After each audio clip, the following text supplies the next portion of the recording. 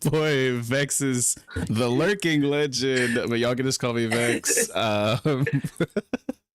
Well, I'm joined here with most of the rest of the Eternal Dawn crew, and we are finally here in full effect with you today to talk about the latest and greatest chapter of One Piece, chapter 1124. If you have not read up until that point, obviously we're going to be going over some spoilers. Thankfully, we're in a unique position this week where there's a break week, and officials have already been released, which a lot of the times we're going off of some of the scans and stuff. So we're going to get into all of the spicy details and go over everything. Talk about if we loved it, if we hate it, what we've got for future predictions and whatnot here in just a moment. But I'm going to go ahead and introduce the rest of the crew before we get into all of that. I want to also say to everybody, make sure that you like D's stream. If you're here with us live and vibing in the chat, I see you guys popping off. Thank you. You're all goated. If you're watching this in the future, leave us a little comment. Tell us your favorite part of the chapter, favorite part of the discussion, and check out all the links in the description to support these wonderful crew members of mine. Let's go ahead and start off with the vice captain. I'm sorry, I'm still trying to remember all the roles, but we've got somebody who was just on stream with me last night over on my channel for group 2 soloing, where I run some One Piece D&D, the Scarlet Pirates. We have NoChillDill. How you doing today, brother?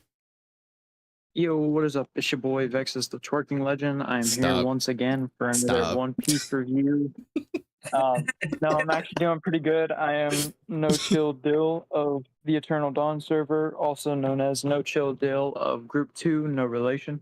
I'm the first mate over there. I'm the vice captain over here. It's kind of iffy, but you know, we'll work with it. It's all right. I am incredibly hyped to talk about 1124. We've been talking about it amongst ourselves in the community since it's dropped, and now I'm ready to present the ideas to the stream. Oh yeah, identity theft is not a joke, Dill. But I'm glad to have you here. Next up we're gonna introduce the musician of the Eternal Dawn crew. We have Joshua Vykthor with us. How you doing today, brother? Yo, I'm good. I'm happy to be here with everyone. So many of us. Hell yeah. And next up we have the doctor and emergency food supply who just popped in and joined us. We have Smokey Chopper, Captain Smokey, Grand Line Bound in the house. What's good, brother? What is up? I'm not here for a long time. I'm just here for a good time. Let's get it. Hell yeah, brother. I got you smack dab in the middle on the stream right here. Glad to have you with us. We're still doing intros right now. Next up is one of the brightest members of the community, one of the nicest people I've ever met, one of the first people I ever interacted with in this wonderful community we have here. We have the navigator of the Eternal Dawn crew herself. We have 3 Day Trip. How are you doing today? I'm good. Good to be here. I'm on Twitter, Reddit, Discord, just about everywhere. I've been gone recently, but I'm hopefully back now. Hell yeah. Super happy to have you with us, as well as a lot of the full crew here today. It's actually a full house on the layout. I love to see it. Next up, we have the historian of the Eternal Dawn crew. We have Kube of the Red Sea with us. How you doing, brother? Yo, what up, guys? I am live from Big News Morgan's ship, so I'm very excited to talk about it. I need to do some work, you know. We have to exchange information with the goat himself. I'm not going to promote your magazine. You're well known. Anyways, I'm very excited to be here. I'm just going to mute up because Wapple's about to eat my burger, but I'm excited to be here. Yeah, punch him in the face for me. Punch Wapple right in the face for me. What a wild intro.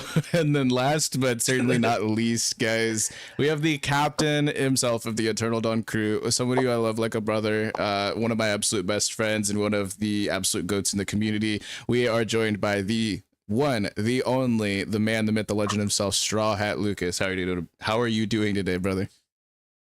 Hey, just like vexyz said, I am vexyz, the lurking legend. You can I swear to God. Hey, it's your boy vexyz, the lurking legend.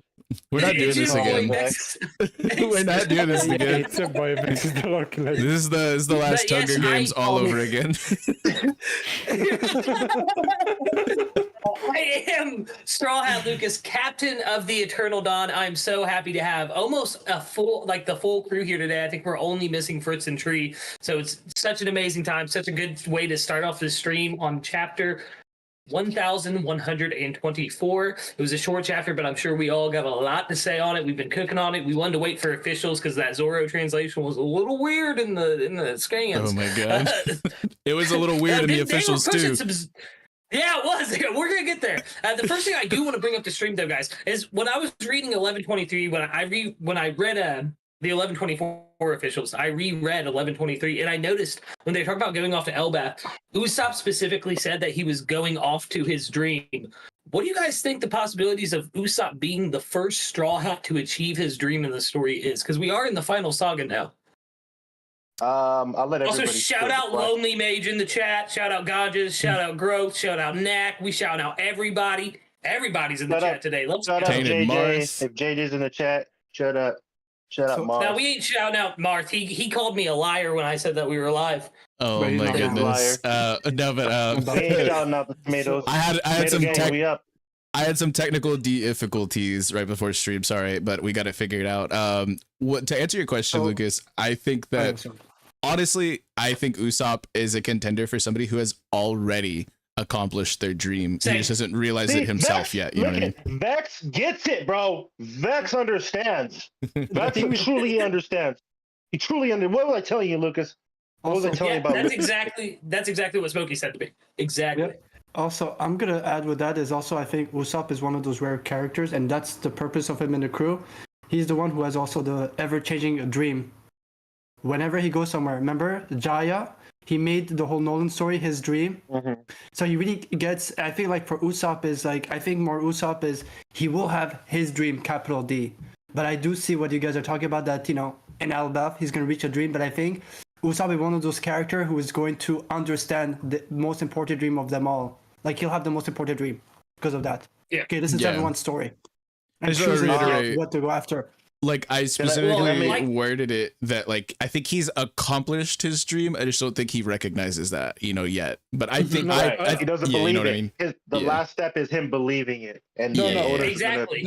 The thing about Usopp's dream is to believe in himself that he is worthy of this. It doesn't matter whatever everyone in the world believes, as long as he doesn't believe. Exactly. See, what I had said to Kube and Smokey when I first brought this up to them is that I think in Elbaf he will get that symbol because on my bingo card I've been pushing this. I think he's going to lift Mjolnir. I think that will be the symbol Usopp needs to realize he is a brave warrior of the sea. Yeah. I also think he's already achieved that dream, but he needs that symbolism, and I think that's a way to give him a nice. Plus, in Wano, he said he needed a melee weapon, and it's right there. And it might be like in Elbaf where it's like to lift Mjolnir. There might be like some like. They might tell him, hey, only the bravest, most purest heart warriors can lift this, right? And he's the one that does it. And it was like, we all just see that. He just like loses his stuff. That'd be dope. Mm-hmm. But that would be dope. But I wholeheartedly agree. Like, I wholeheartedly agree with all you guys. I think he is the first Straw Hat to accomplish his dream. He just needs to believe in it. And Oda just needs to showing him, like, believing in it, if that makes sense. Like, Oda needs to bring it all the way full circle. But I do agree that Usopp is the first one to have already accomplished the dream. And you guys hint on Nami, too, because I always said Nami is going to be the first Straw Hat to change her dream or kind of shift it in a way and change it a little bit. I really don't think she's going to make a map of the full world, but that's well, see, I don't think she can achieve. I do agree. Like, it's for another time, but I do have to say, like, man, I don't think she'll accomplish her dream until everything's done. Right. Because if the world's going to flood, she's going to have to draw a whole new world map. I think she's going to draw an ever-changing map. I think it'll be really easy. If the world does flood, you just gotta like get like a blue piece of construction paper and like boom, you're done. You know what I mean? Like, GG, like we're done. GG.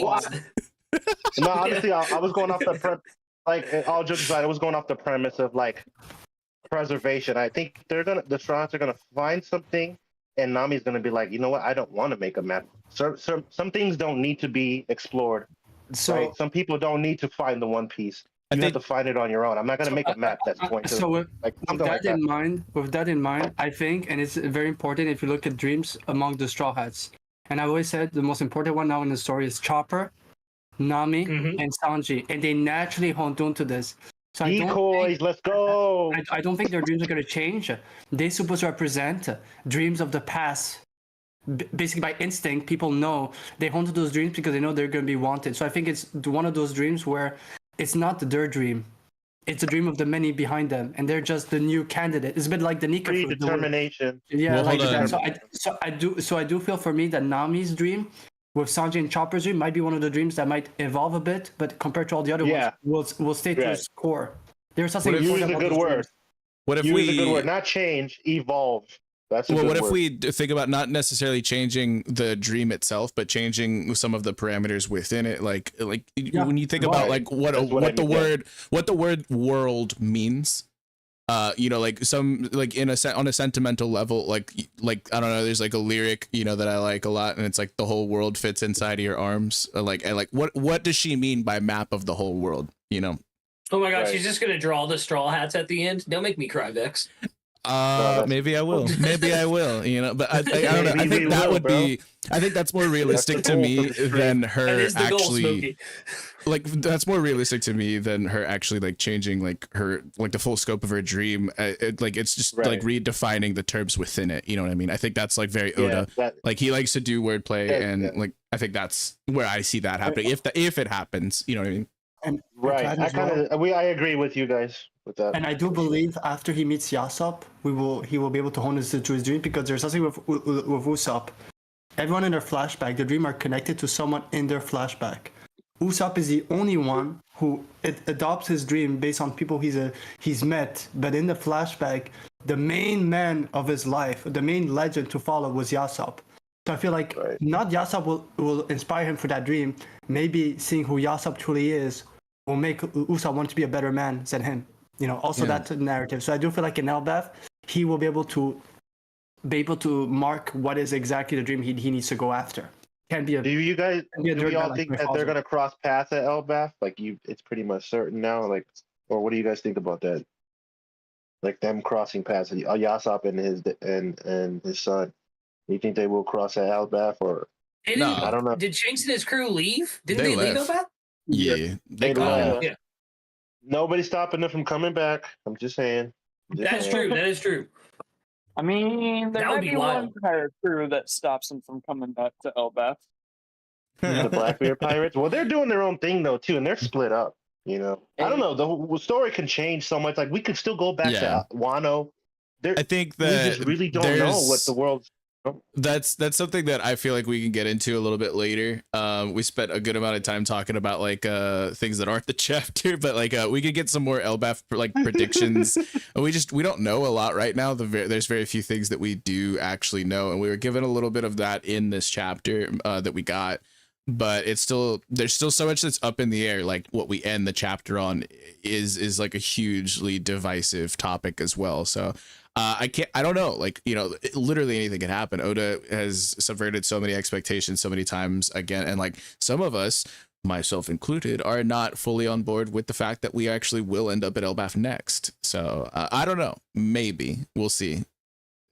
I got a question for all you guys that's chapter related. For a few more chapters, so one more, one more chapter. We're definitely going to see some spice in between, even before we get to the Big Island. We're going to see some spice, like it sounds like one chapter or two chapter.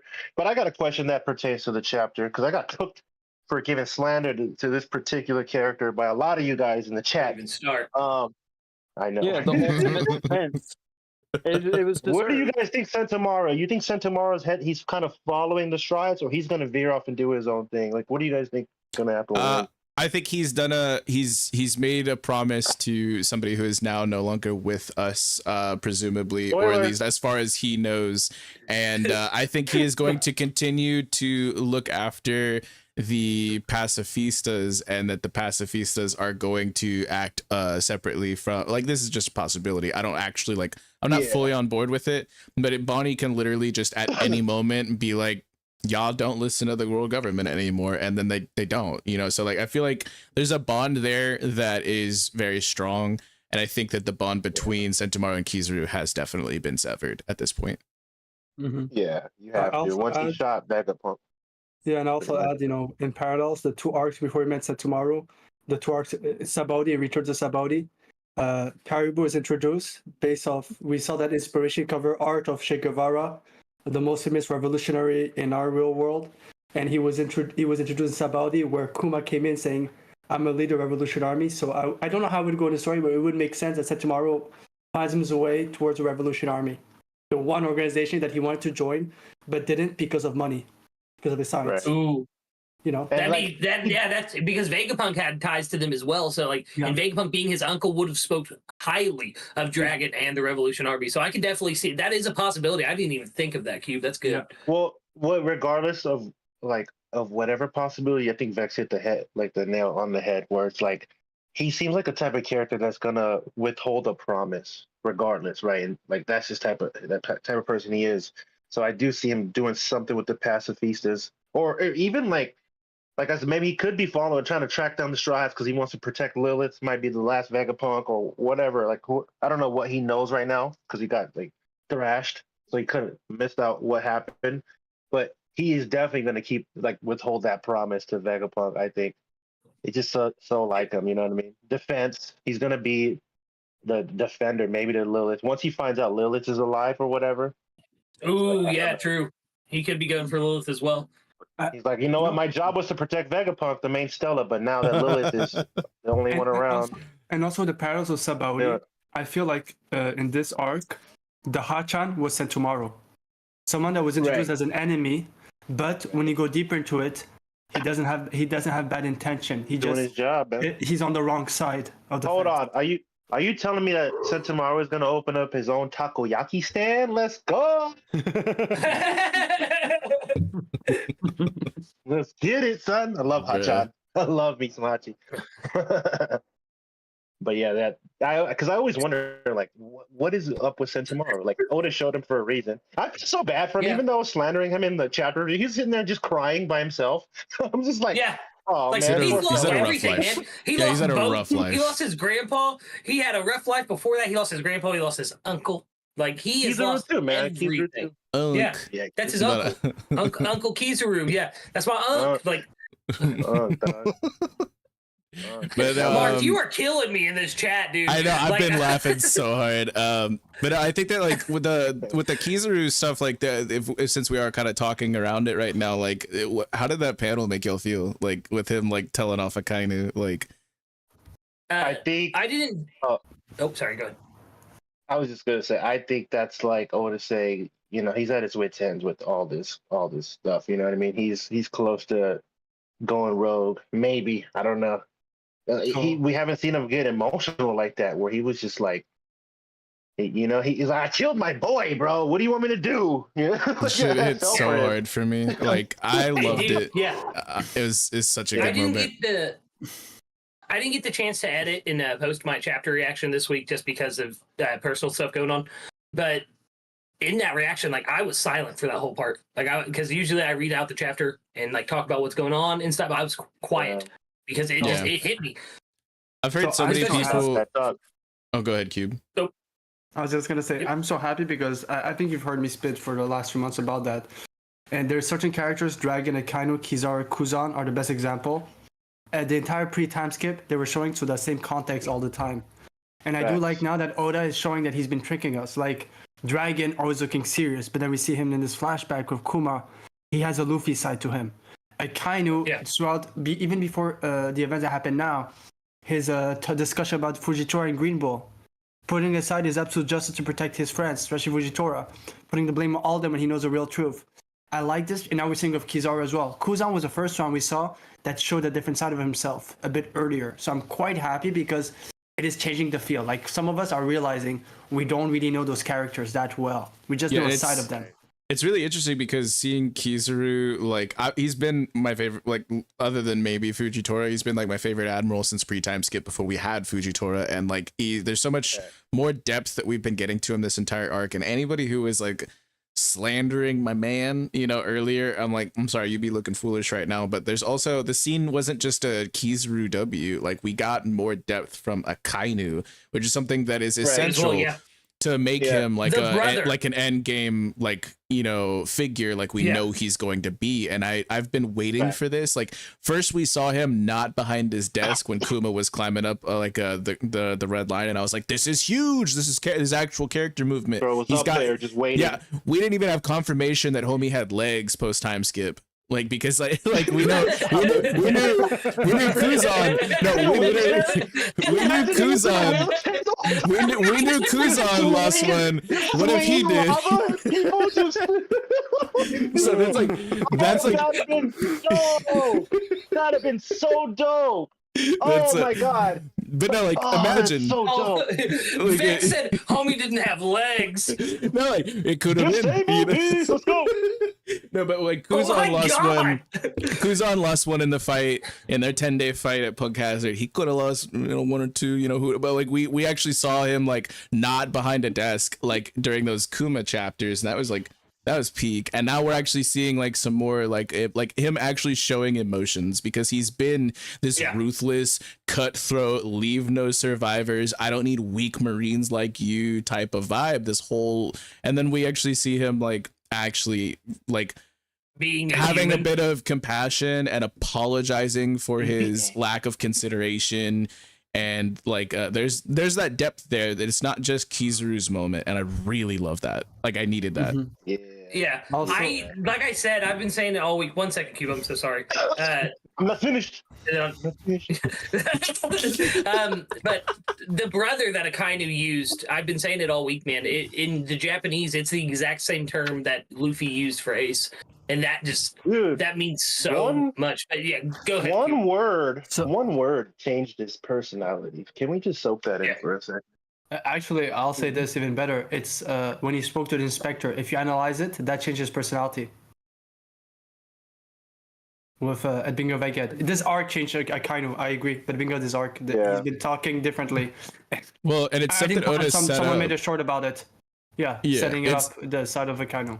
Well, his name is literally Sakazuki, which is like the cup is called when you share sake with somebody and become a brother. Like, so what we saw in Ace and Sabo and Luffy flashback, they were sharing Sakazuki cups. His name is literally Sakazuki. So him using that specific term, I remember talking to Lucas about this like a week ago, like almost, and it was like that's such a good touch from Oda. Yeah, and levels, like, dude. Levels, dude. And that's like 600 chapters deep, like in the making, like plus like over that, you know what I mean?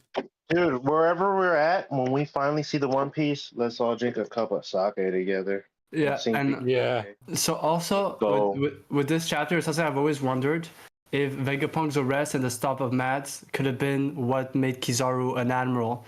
And he does mention after Vegapunk joins the world government being an admiral. Now this is my question. Do you guys think that to become an admiral is not just about power and networking, but you're willing to do something that goes against your own morals and friendships?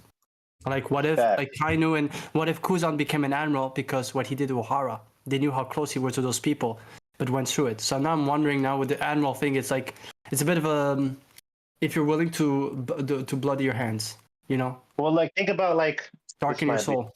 Too graphic, but there's certain military in countries like where they give you an animal at the start of your training, and then at the end of the training, you have to do something crazy, you know? Yikes. End the life of that animal. It's like it's kind of graphic, but it's kind of you're kind of hinting on something where they kind of test your how do I say your resolve. Your resolve. That's a great word. Your resolve. Oh my god. No, we have the direct correlation of that is the admirals directly fill the world government's orders. And most times the world government's going to give you something that you don't want to do. So that's the way of testing to people to become admirals, is being like, hey, are you willing to follow this order regardless of your own emotions? Damn, Dill woke up and decided to spit, huh? Okay. I've been here this whole time. I've been actually wanting to cook about the Kizaru Akainu stuff. I've been wanting to cook about the Sentomaru stuff. It's just, y'all have spicier stuff. Nah, you did that. But like, yeah. Cook it, baby. Okay, I want to bring something in. I want to bring something in, like Aokiji, right? Who do you think he's gonna cross paths with first, Kizaru or Sakazuki? And like, how do you guys think that's gonna play out? Like, I know Sakazuki's gonna be big mad. Like, what, bro? You joined the Blackbeard Pirates? You're You'd be disgrace. You know? You'd be using this man's dead name, his government name. Like, it's Kuzan. But man. I'm holding on to that vision, dog. Okay. Couldn't be me. Honestly, Stop using that word "use," bro. I'm catching you use that word a lot. use be looking foolish. I mean, it's fun. It's fun to see Kizaru and first of all, Kuzan and Kizaru never really spoke one another in the whole story, which is a very crazy feat when you think about it. There's never a panel of them both speaking. But what I want to say, I don't know if it's the next one, but I think the interaction that'll be the most interesting will be when the Blackbeard Pirates meet the Straw Hat Pirates, because I want to see Robin, meaning Kizaru. Think about it, Kuzan is at a different standpoint, and there's something about Kuzan that always wondered, why did he save me? And now, like he's this marine man, and now he went to the opposite side, the guy that is behind the death of his captain's brother. Bro, so I want to see their interaction, because their discussions have always been interesting between Kuzan and Robin. And I could see him saying something cold, pun intended, something cold like, "I'm not letting you escape this time," or something like that, where it's like, ooh. I think that it would be what the most peak moment out of all of that, and like this is something I've been talking about for a really long time, is that like I think that there's a chance that they hear the Straw Hats hear about Garp being captured at Hachinosu, and they're not standing for that. And regardless of if that's a Yonko territory or anything, Luffy's gonna go charging in, and he's gonna pull another Impel Down type situation. And a lot of people are like, "Well, right there. Luffy doesn't care about Garp like that or anything." I'm like, that is his grandfather. That's literally his grandpa. Wrong. Yeah, they're dead wrong. They're dead wrong. Dude, what did Garp say? What did Garp say at Marineford? He said, "I've never really cared about pirates and when they face justice, but family is different," or something along those lines. Family is different, bro. Family is different. Exactly. Guys, it's a moot point.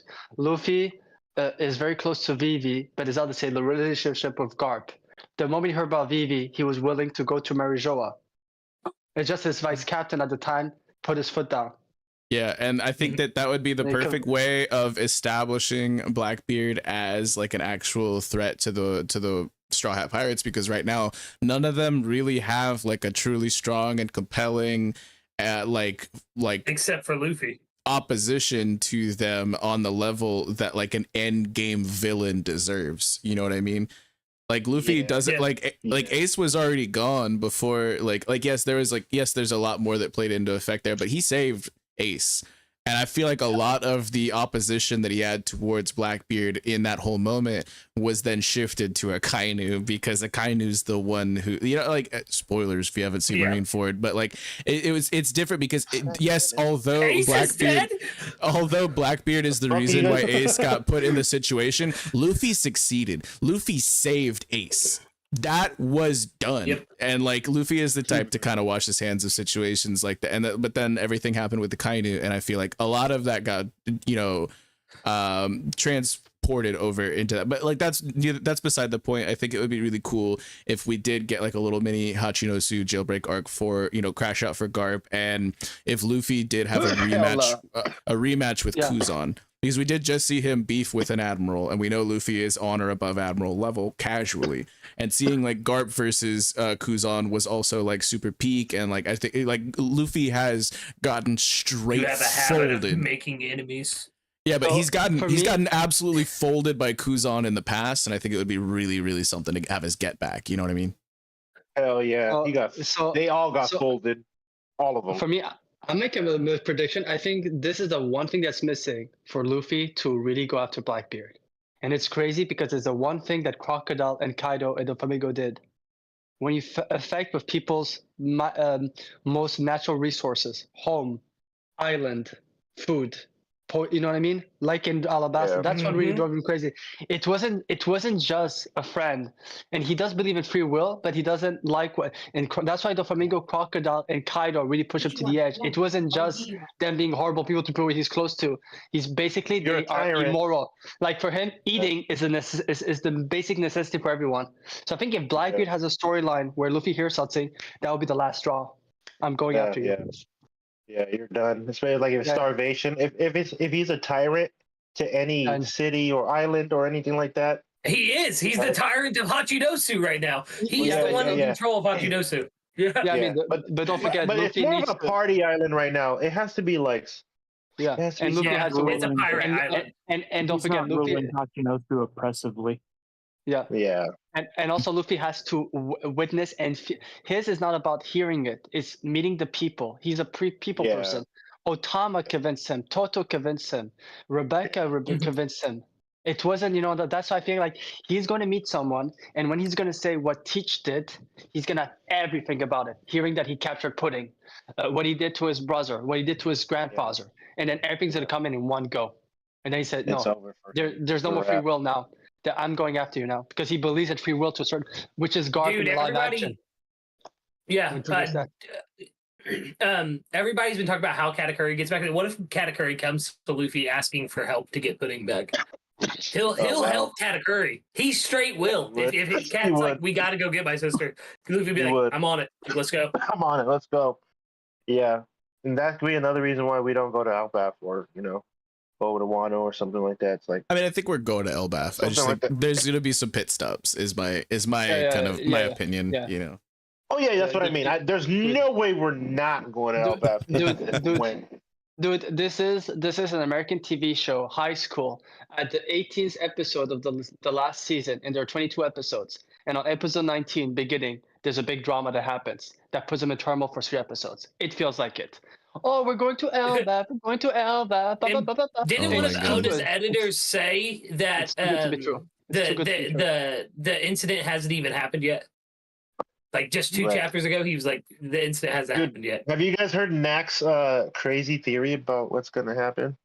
Yeah, we talked about it like last chapter stream where like things might go nuclear, and I'm here for it. Honestly, I really think I'm here for it too. That's probable because the power station, like they were mentioning, like we stand more to lose here than just personnel, or like just this message getting out. Like the power station is something that they were prioritizing at the beginning of the arc when Cypher Pulse Zero was infiltrating. They had 3 main objectives, and the power station was at the foremost of those, you know what I mean? So I think that's a huge thing. And don't remember, when they talk about power station, they use the term also fusion reactor. Yeah. Whatever that is, whatever power it sources, we don't know the details of the muzzle flame. If thermoelectronics. If anyone blows up the island based off that reactor, it's going to be massive. It's going to be bigger than Punk Hazard. Definitely. It's going to be bigger than Lelucia. Like Lelucia was a fraction of, like, it was enough of energy to be siphoned off that York was anticipating that somebody wouldn't notice. So it's a sliver compared to the full package. Right. You know what I mean? Like, so whatever happened to like on Lelucia, that is like not even a fraction of what we would see if the actual full thing went down. You know what I mean? And I think Vegapunk did put great contingency plans in order. I think he is going to preserve those buildings that I was talking about in my chapter review. I think he's going to use bubbles to do it. He's going to use bubbles. He probably created like this machine that like encases it in bubbles, like he did with the Seraphim. I think that's how he's going to protect them. I think it's to be clouds. That cloud loft technology. He just sends like, because we already seen the clouds can be reshaped, and like I don't think it'll be like a cloud dome. But I think it would be like they use the clouds to throw it up into the sky as high as they can, which could that could piss some people off at Elbaf if there's like Sky Islands tied in over there or something. I don't know. Maybe that's a tie-in. I don't like, but it'd be really interesting. There is because there's negative effects of putting clouds in the air where they're not supposed to be. You know what I mean? With all that, remember all dance powder and all that. Like you affect the weather like that. Go ahead, and there's a post, there's a parallel to this part of the story, and it's when we got an arc where we heard about the O'Hara event. We met a Clover, we met Saturn speaking to Clover, a message of this powerful Clover, just like Vegapunk, and the defeat of one of Luffy's brothers, family members under by Blackbeard or someone from his crew, Garp and Ace. We got the reveal of Dragon, Luffy's father, being considered as the most heinous criminal in the world. I'm wondering if whatever is going to happen, the article is going to put all the weight on Luffy and label him the most dangerous pirate. Like, put all the heat on him, making him like this horrible, like they said about the Rocks pirates. It's a terrorist Big News is organization. going to do that for sure. Yeah. Yeah, it's a terrorist. Remember what they said about the Rocks Pirates? We never got with any Yonko, any crew. The Sengoku and the official refer to them as they're pirates, but they were actually a terrorist organization. I think what's really interesting to think about, since we're talking about, and you know, since Big News Morgans was just talked about, is like, how in the world do you guys think that he figured out about the whole Blackbeard versus Law situation and Shanks versus Kid, which he mentioned in the most recent chapter? Like, it's like one of the first things we see in the chapter, him like being all braggadocious and being like, which one do I talk about? Like, and like, we know that the Luffy story was him spinning shit. And like Vivi called him out on that, but the other two were actual facts. Like, and like, facts, so it's like, it's crazy to think about. Like, this guy has eyes everywhere, and like, I'm just like this is something that I honestly had on my bingo card. We've been talking about admirals for enough time, you know, in the stream here. We got to talk about a Yonko right now. Like, Big News Morgans is an actual emperor, and he literally like goes out and flexes and says, you know, hey, if the whole world got to take to the skies, that's my domain. Like I love seeing more this powerful from him. than a Yonko. He has more territory than all of them combined. He has all of their territories plus the rest of the world. So he is also Yonko. Yeah, For sure. I agree. He's Yonko level, and I'm happy you brought that up because I've been saying it. For me, it's the only thing that makes sense. The reason why Morgan seems to know everything almost every time, I think because of his fruit, those birds that he uses, his news crew, they have a more symbiotic because the way he speaks to them, it's like he's actually giving them orders and they follow through. Like Poseidon with the Sea Kings. Not saying he's an HE weapon, but I think there's some sort of symbiotic. Maybe he has crazy observation hockey that makes them look at Chopper and Alabasta, just being an animal who could speak to animals and humans. And look at his post time skip. It was all about him being a bridge between both sides. Making it could be a combination of the so I'm wondering if Morgan, and the Dendens. So I'm wondering if the birds are basically his eyes and ears everywhere. It would make sense because whenever we see them going to an adventure, what do we see far away? A bird flying. First time we see Luffy when he leaves his island, there's one of those birds in the sky. Yeah, it's just like in real life. Government drones, man. Yeah, it's just exactly. It's a parallel. It's a parallel to the real world where you know birds don't actually exist. You know, I'm here for it. Like, how do you think saying that Oda does draw like conspiracy theories into his shit? That's how Pell survived, is because like, and like when you think about like other birds aren't real. If you think about other bird devil fruit as well, like look at like what Count Niwatori and Baron Tamago, like that's come on, like that's a fake devil fruit though. Dog. This is all technology. Like Pell was built with like Germa exoskeleton level of durability. That's why it didn't really affect him. Like so it's like birds aren't real. Guys, that's all technology. Pell survived because 9/11 happened. Like, let's be real. Stop. No. That is disinformation. No, that's it's not. Wrong. That's wrong. That's dead wrong. Dead wrong. Speaking about that, not only is Baron Tamago not just a bird, he is an egg. I'm the biggest bird. I'm the biggest bird. Okay, calm down. Egg zone is like one of my favorite zones. I'm not gonna lie. It is really cool. But no, I think like that's like my favorite part about like.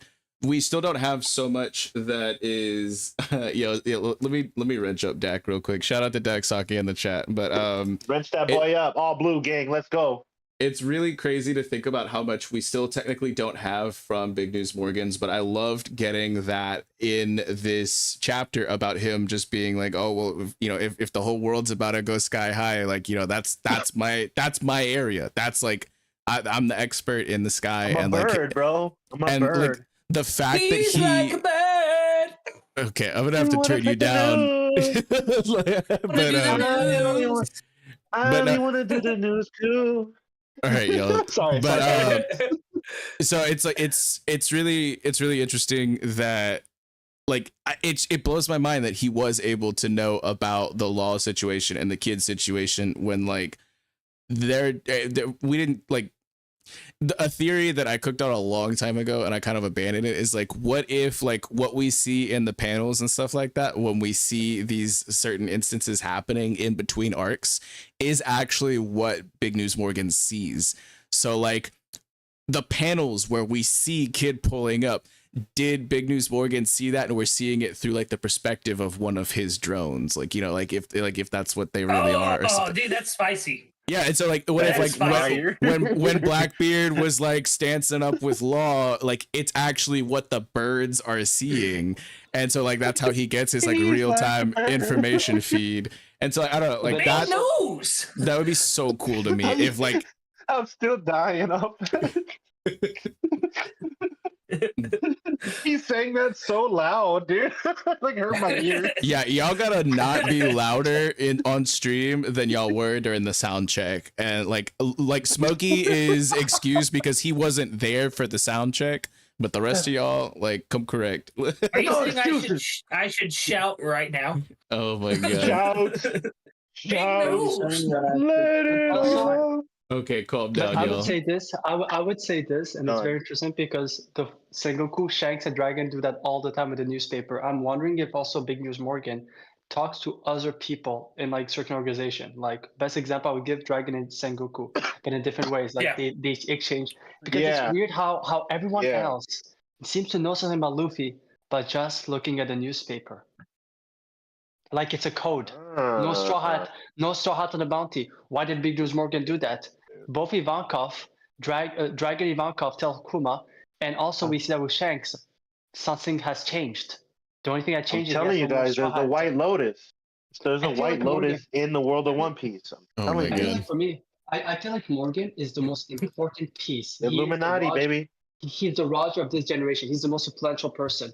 And instead of Roger just meeting the people, Morgan is giving information to people. He's also the only person that was said that he knew that the next Pirate King will be from the worst generation the year before they even started. It was an SBS question he answered. Or Morgan has known even before, a year before the supernovas appeared, he knew that this next wave would create the Pirate King. How would he know that? Unless he's speaking to people from different factions. He's aware of everything. What if he's the one that wrote the Devil Fruit Encyclopedia or something like that? That'd be dope. I think it's Clover. I think it's going to be very clear. It's Clover for me. I mean, we know with Vegapunk that there are multiple different encyclopedias. He said about something about all the encyclopedias not having the Gamma fruit. Yeah, none of them have. No. The old books, the encyclopedia that Blackbeard talks about, the one that the recent one, in SBS it was answered. It has a Gomu in it, but the old books of Ohara don't have them. The one that we have in today's published, the Gomu was hidden, right? Yeah, so the one that Blackbeard studied had the Gomu and the Ope in it with the Yami, but all the other ones that Vegapunk talked about, the past ones, you're right, it doesn't have the Gomu. That's the distinction. So it was added on the recent one for some reason. Because they had finally cultivated all the information about it to be about the Gomu instead of the mythical model Nika fruit. Ooh, right. That big old cover up. Yeah. And the first in real life, the first encyclopedia was created by the people who were rebelling in Europe against the royalties. It was done by the rebels to share information. One information in one place because information was being removed all the time. I feel like that's kind of makes you think whoever did the encyclopedia was not on world government side because he added the Gomu in it. I think there's I honestly think that there's, for me, I've always thought of it that whoever it was, they probably had their ulterior motives, but they were also probably getting like paid. They were probably already getting paid by the government as well, kind of like how Morgan's had like a symbiotic relationship with the world government for a while, because they're like, it's not just servicing to get information out there, it's also getting disinformation out there, because some members of the world government knew that it wasn't the Gomu.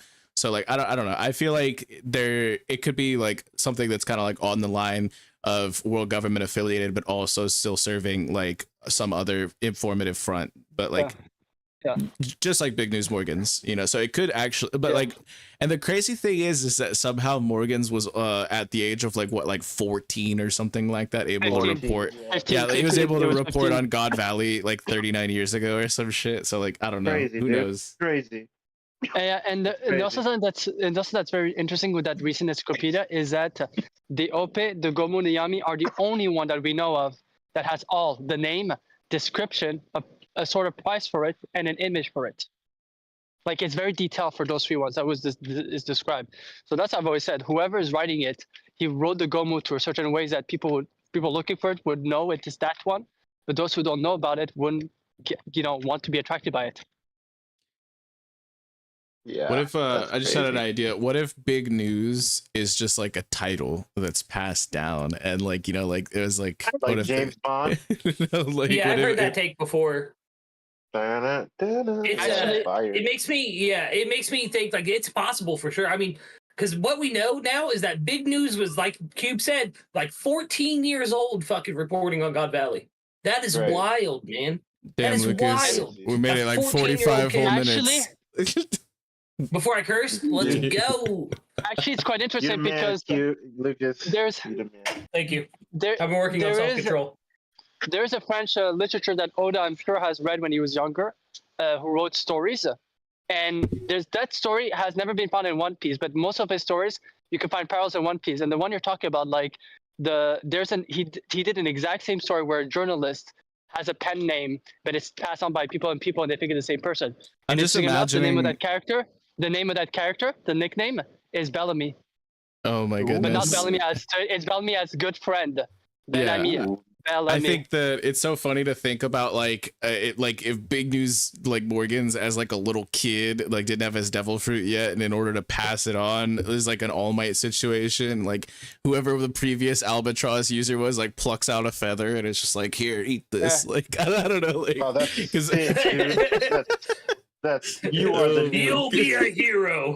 but Now it's your You will- turn. you will make Yeah. you will make bullshit news articles now. Like, that'd be dope. Yeah. you will Lie to clickbait everyone. Do the what next you want. generation. Bro. and, Don't but let the truth get in the way of a good story, son. Yeah. But the thing is Wild. interesting. The thing is interesting. The story just made me think of is that the original Bellamy was actually a female, and the reason why they created that acronym is because women were not allowed to write articles. I just So she was. sprang up. Yikes. They had men take were grandiose men like Big News Morgan when I think about it, but it was usually females who had great literature Line bound, and wanted you know? to tell the truth. So it's kind of funny, and they got caught. How? Because they found a bird feather. It's a storyline. A bird feather. That's how they got caught. So bird Ooh, feathers. that's They were fire. shit. Oh Ooh, Just a man. fun- that is spicy. Like, yeah, dude, I don't know what you did, Yeah. Vex. You really made me. It's Sorry. Vex. The way I he got said it, Vex, made me think of that observation story. Yeah, I Yeah, knew dude, I yeah. knew where you were It does, going, bro. and I Yeah. covered it before, like no, but Sorry, that's sorry, bro. so like Your crazy mantra. I think we spoke on Big News like quite a bit. We spoke on Kizaru quite a bit. Were there any other moments from the chapter? Actually, real quick before I open, before hold on. Exactly, Cube. I want to pose a question to Dill here because I know that's your boy. Would you care to Look, come to his let's go, defense? because I've been dealing with the slander. I've been cutting it down as if Zoro's the Defend world's your boy. strongest swordsman. Let's fucking go. All right, so I'm Yeah, gonna dude. call you out. This is nothing harmful to you, Growth. I've seen everyone saying it. Is that this? Hold on, I'm trying to find the exact message so that way I don't misrepresent your quote. Like and subscribe. But That was I slam. knew- Like these streams, sub I channel. knew Dill was gonna pop off for this, so that's why like before we get to Silhouette Piece, which I know everybody's got some interesting takes there. Alright. Like I have to hear it So- from Dill. 3S Gamble, baby. It already disappeared from the chat, but it was along the lines of this is so against Zoro's character, and actually it isn't. Think back to flashback to Punk Hazard when Zoro told Luffy to get his shit together. We're in the new world. We one slip up and we can die. That was at the beginning of the new world. Shit, Bill. I mean, Talk Long your Ring, Long shit, Land. family. Yeah, like when he was telling Chopper to man the fuck up. You know what I mean? Like, excuse my French, but like it's very within Zoro's character, and like I think that Next time it's say, very excuse my on cube. brand. We even got on the sail to Egghead. Zoro Next time said say, to excuse Luffy, my cube. "Hey, think about what you gain to lose from going there to rescue Vivi. Think of that. You said Ace has his own life and he can live his own journey. Why do you not have that same faith in Vivi? Yeah, and to Hold add what Luffy he to said, his own standards. and to add as well, it's something that's very particular about Zoro. If you look at the storyline, You Oda might be right, bro. Oda also specifically write Zoro as this powerful person, but doesn't like instead of focusing on his downfalls, he'll just work physically. Like he'll deal with it by fighting. So I feel like it's on par. Also, like it's not someone who like the rest of the star talks also about his female feelings. So it makes sense that for someone crying over him, he says, "Dude, stop crying. You're Yonko. Just train, get stronger." Yep. And that's his mindset. He never stopped. Won't happen to you again. And yeah, what it blows my mind is because even from the TCB like translation that we got from it, what Zoro said was not far off from what Jinbei said to Luffy after Ace died during Marineford. It's just this thing. I've always said that people have this weird identity crisis with Zoro. Zoro is the I think the crazy thing is like, I don't like using. What it is. Go ahead. So exactly what it is exactly how the crew reacted to Zoro whenever he told Luffy that we shouldn't go after Vivi. Everyone called him stupid swordsman, Bakamarimo, all that type of shit. Or sword style. For the insult of he doesn't want us to do what we want to do. But Zoro's looking at it from a logical standpoint of you can't just go and act on your pure emotions in every single moment. You have to be calm, you have to be deductive reasoning, and you have to have a plan before you do something, especially in the new world. You might be popping off right now. I gotta say, you're popping off right now. Yeah. And also, like, Zoro is like dealing with this for a week. The thing is like I don't like using this term within the community. A lot of people like to use it like slanderous, and like I feel like it's like borderline a slur at this point. But like Sanji fans be coming for that boy any chance they possibly can, especially in this arc. Zoro has gotten a ton of heat and scrutiny this arc, and I think that's really, I don't know, like if that's your agenda, it's a mutual thing. Yikes! But it is a mutual thing, and it happens. But like we're horrible this arc. I appreciate that it's meta. I appreciate that it's real world. For me, like it's not even that deep though. Like I see Zoro just like it's like more playful than like it's not like serious. He's not like trying to like have like cutting words that like actually hurt somebody's. He's just being like, yeah, whatever. Like you shouldn't do that. Like, I think that wasn't even like the actual translation though. In the real translation, it wasn't as hard. He didn't use the word pathetic. He just like he used the word pathetic. Luffy, pathetic. The Viz has pathetic. I'm not talking about the Viz. Like I mean the direct. I'm talking about direct translation from Japanese, not Viz. Like what he said wasn't like that. And katakana translated. Yeah, exactly. I don't remember exactly what it said, but it was basically just like I don't understand why he's so upset about one old man. Yeah, and also it's still harsh, but like I don't know. I don't see Zoro being harsh. I'm with you on this, Dill. I think it's he's being the vice captain. He's saying he needs to not lose track of what we're doing right now because we're going for the One Piece now. This is the ultimate goal. And instead of being upset about an old man, we have to go forward. It's kind of how I took it. And also, and you think about it as well. Other than Wano, like there's specific arcs, sure. But compared to most Straw Hat, Zoro does not connect this. Like, how many people does Zoro have made connection to the islands? They went there and they said, we can't see you again, Zoro. He doesn't go that deep with some people, you know? Compared to Sanji, or Usopp and Luffy. Look at Usopp and Luffy.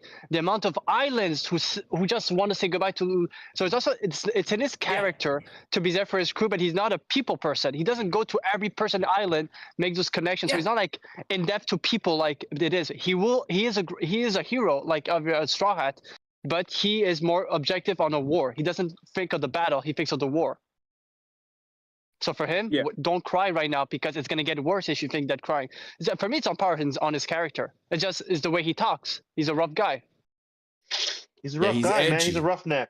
He's edgy. He's edgy, bro. It's not even I ain't going to let my captain be a little bitch. Yeah, like remember what realism that this world has to be seen through. Zoro understands it. He's trying to get Luffy to understand it. He's been trying to get Luffy to understand it all the way back in the pre-time skip days. It's literally not shit has changed in his character, and the people that are saying, oh well, his character's gone downhill because of this. No, it hasn't. This is on the same page. Dude, I didn't see this as a big change for his character so much that I was bitching to Smokey earlier about how I feel like Zoro hasn't had any character development recently. Like, I need more character development from Zoro. Like, I mean, That's the thing, is it's Dude. because all of this stuff is his character. That's the development we've been getting is just exposure to more of his character. of It his hasn't character, been exactly. his character changing because he doesn't have to change. He has to show the rest of the people, hey, this is what the world is going to do to you if you go in half-assing it. It's going to chew you up, spit you out, and decapitate you before it sends you back out. And also, like, Zoro is also, we know that there's going to be at one point a storyline where we're going to get something about Zoro, not his flashback, but just about him, because the way he talks, that he has two traits, ambition and loyalty.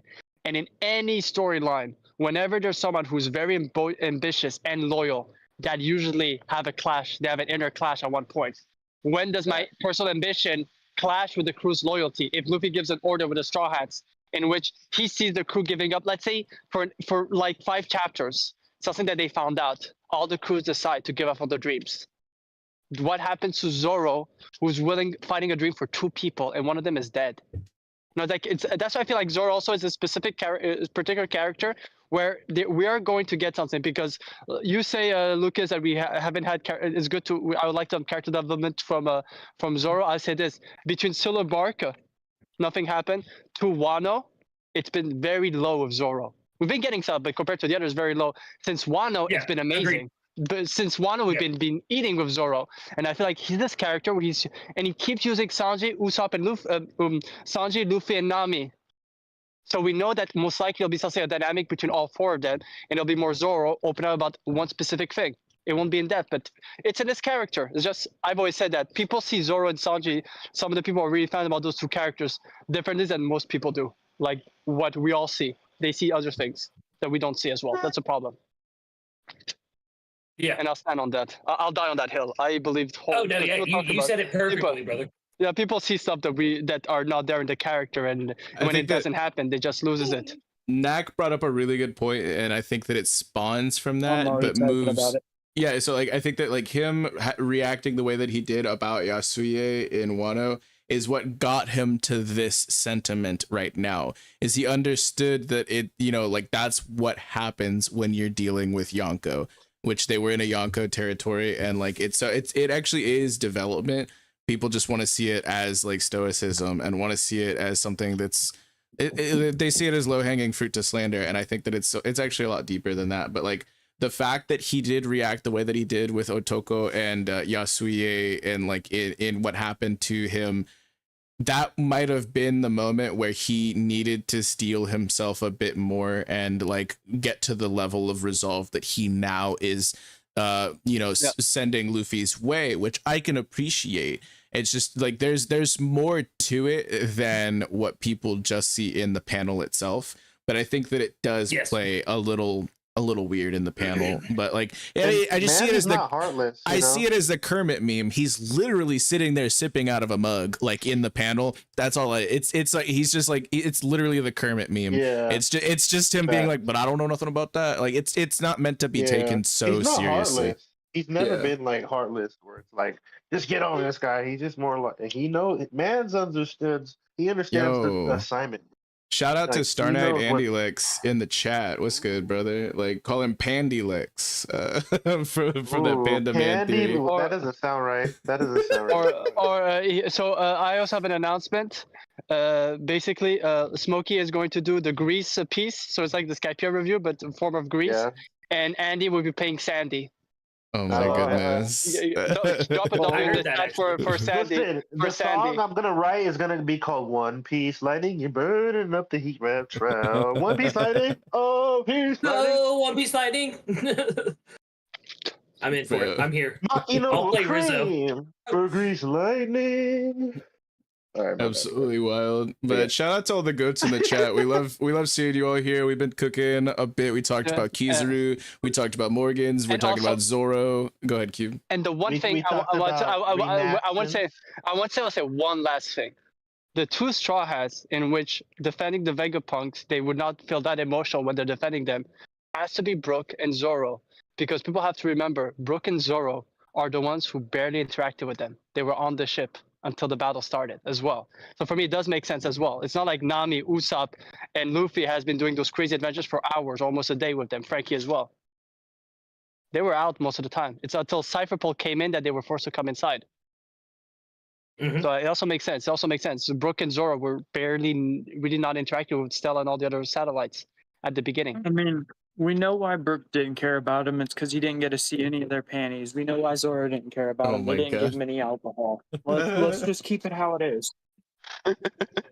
That's a perfect way to end the discussion. It's a perfect way to end. I appreciate it.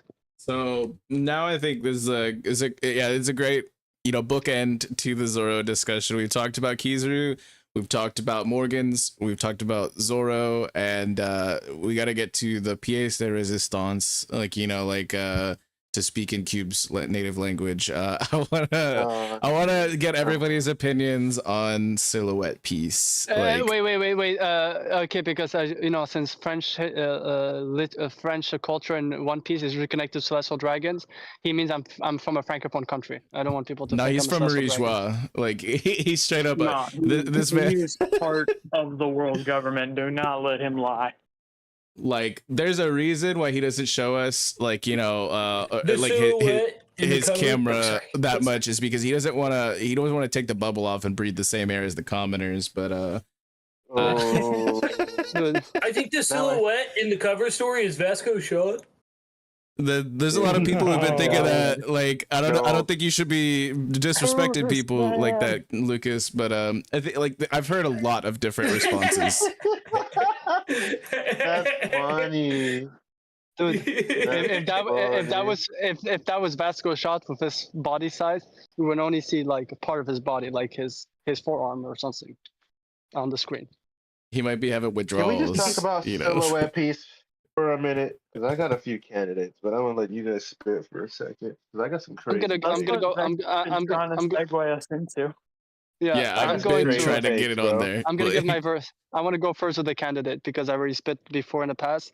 I've always said it's very weird how Mother Caramel and Loki's 100 years ago all won so much by having Dorian Broggy being gone.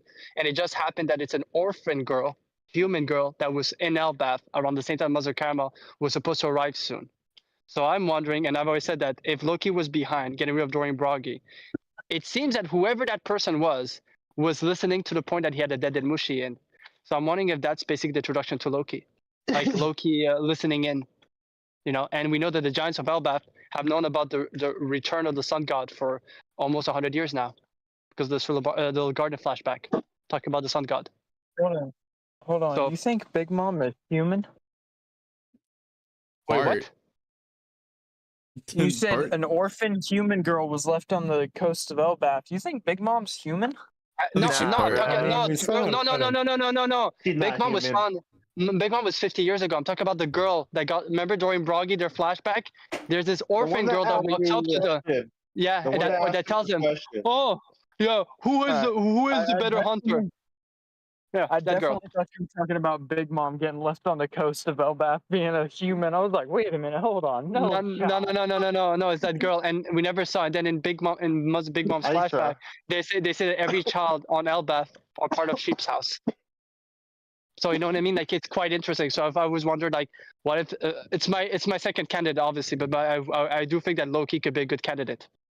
I think that it's really interesting because, like, the only thing we've gotten from Loki is a literal silhouette in the past. So, like, I don't understand why any other figures would be, like, shaded the way that they are. Because if it was Scopper Gabon, we don't know what he looks like in present day. All we've seen from him is, like, 25 years ago or something like that. So it could literally just show, like, his... I was about to say his back shot. No, it can show his back, like, profile. It can show his back profile, and none of us would know what that looks like, and we'd just be like, "Who is that? Like, what's going on with? Is it Robin's dad? Is it like I don't know. Like it's like it could be so many different things. So like, why would they silhouette it out if it is Scopper? Why would they silhouette it out if it was Saul, when Saul was mentioned in this chapter, and we've already seen him with, like, he has a very distinct hat and, like, body shape, and, like, the arms look nothing like Saul's arms from what we've seen. Yeah, and he always does. the laugh as well. No laugh of Saul. So the thing is like there's so many different characters that obviously it could be, but why would any of them be silhouetted if like it's so interesting to me. Wars, yes. I think that specifically Loki is like the best answer that I have heard after like sleeping on it a good while and like really trying to analyze all of these different people's responses and possible answers, and like Loki's the only person I think it's most likely gonna be, or Shiki. Yeah, Dory Buggy, Dude, I would cry. I would cry. Listen. Makes sense for me. Makes sense. He escaped Impel Down because he is the master of disguise, and there's probably somebody down there that looks just like Bon Clay that's playing Bon Clay because he's done that in the past. Remember when Luffy and them were running from Hina and Alabasta, and he pretended to be Luffy, and then they got away. Oda's gonna do that again, and he's gonna show that he did that. Because look at everybody's harping on that. That might be a hat. That might just be the silhouette. It could be his swans. It could be Bon Clay's swans. My God. This is okay. you remember?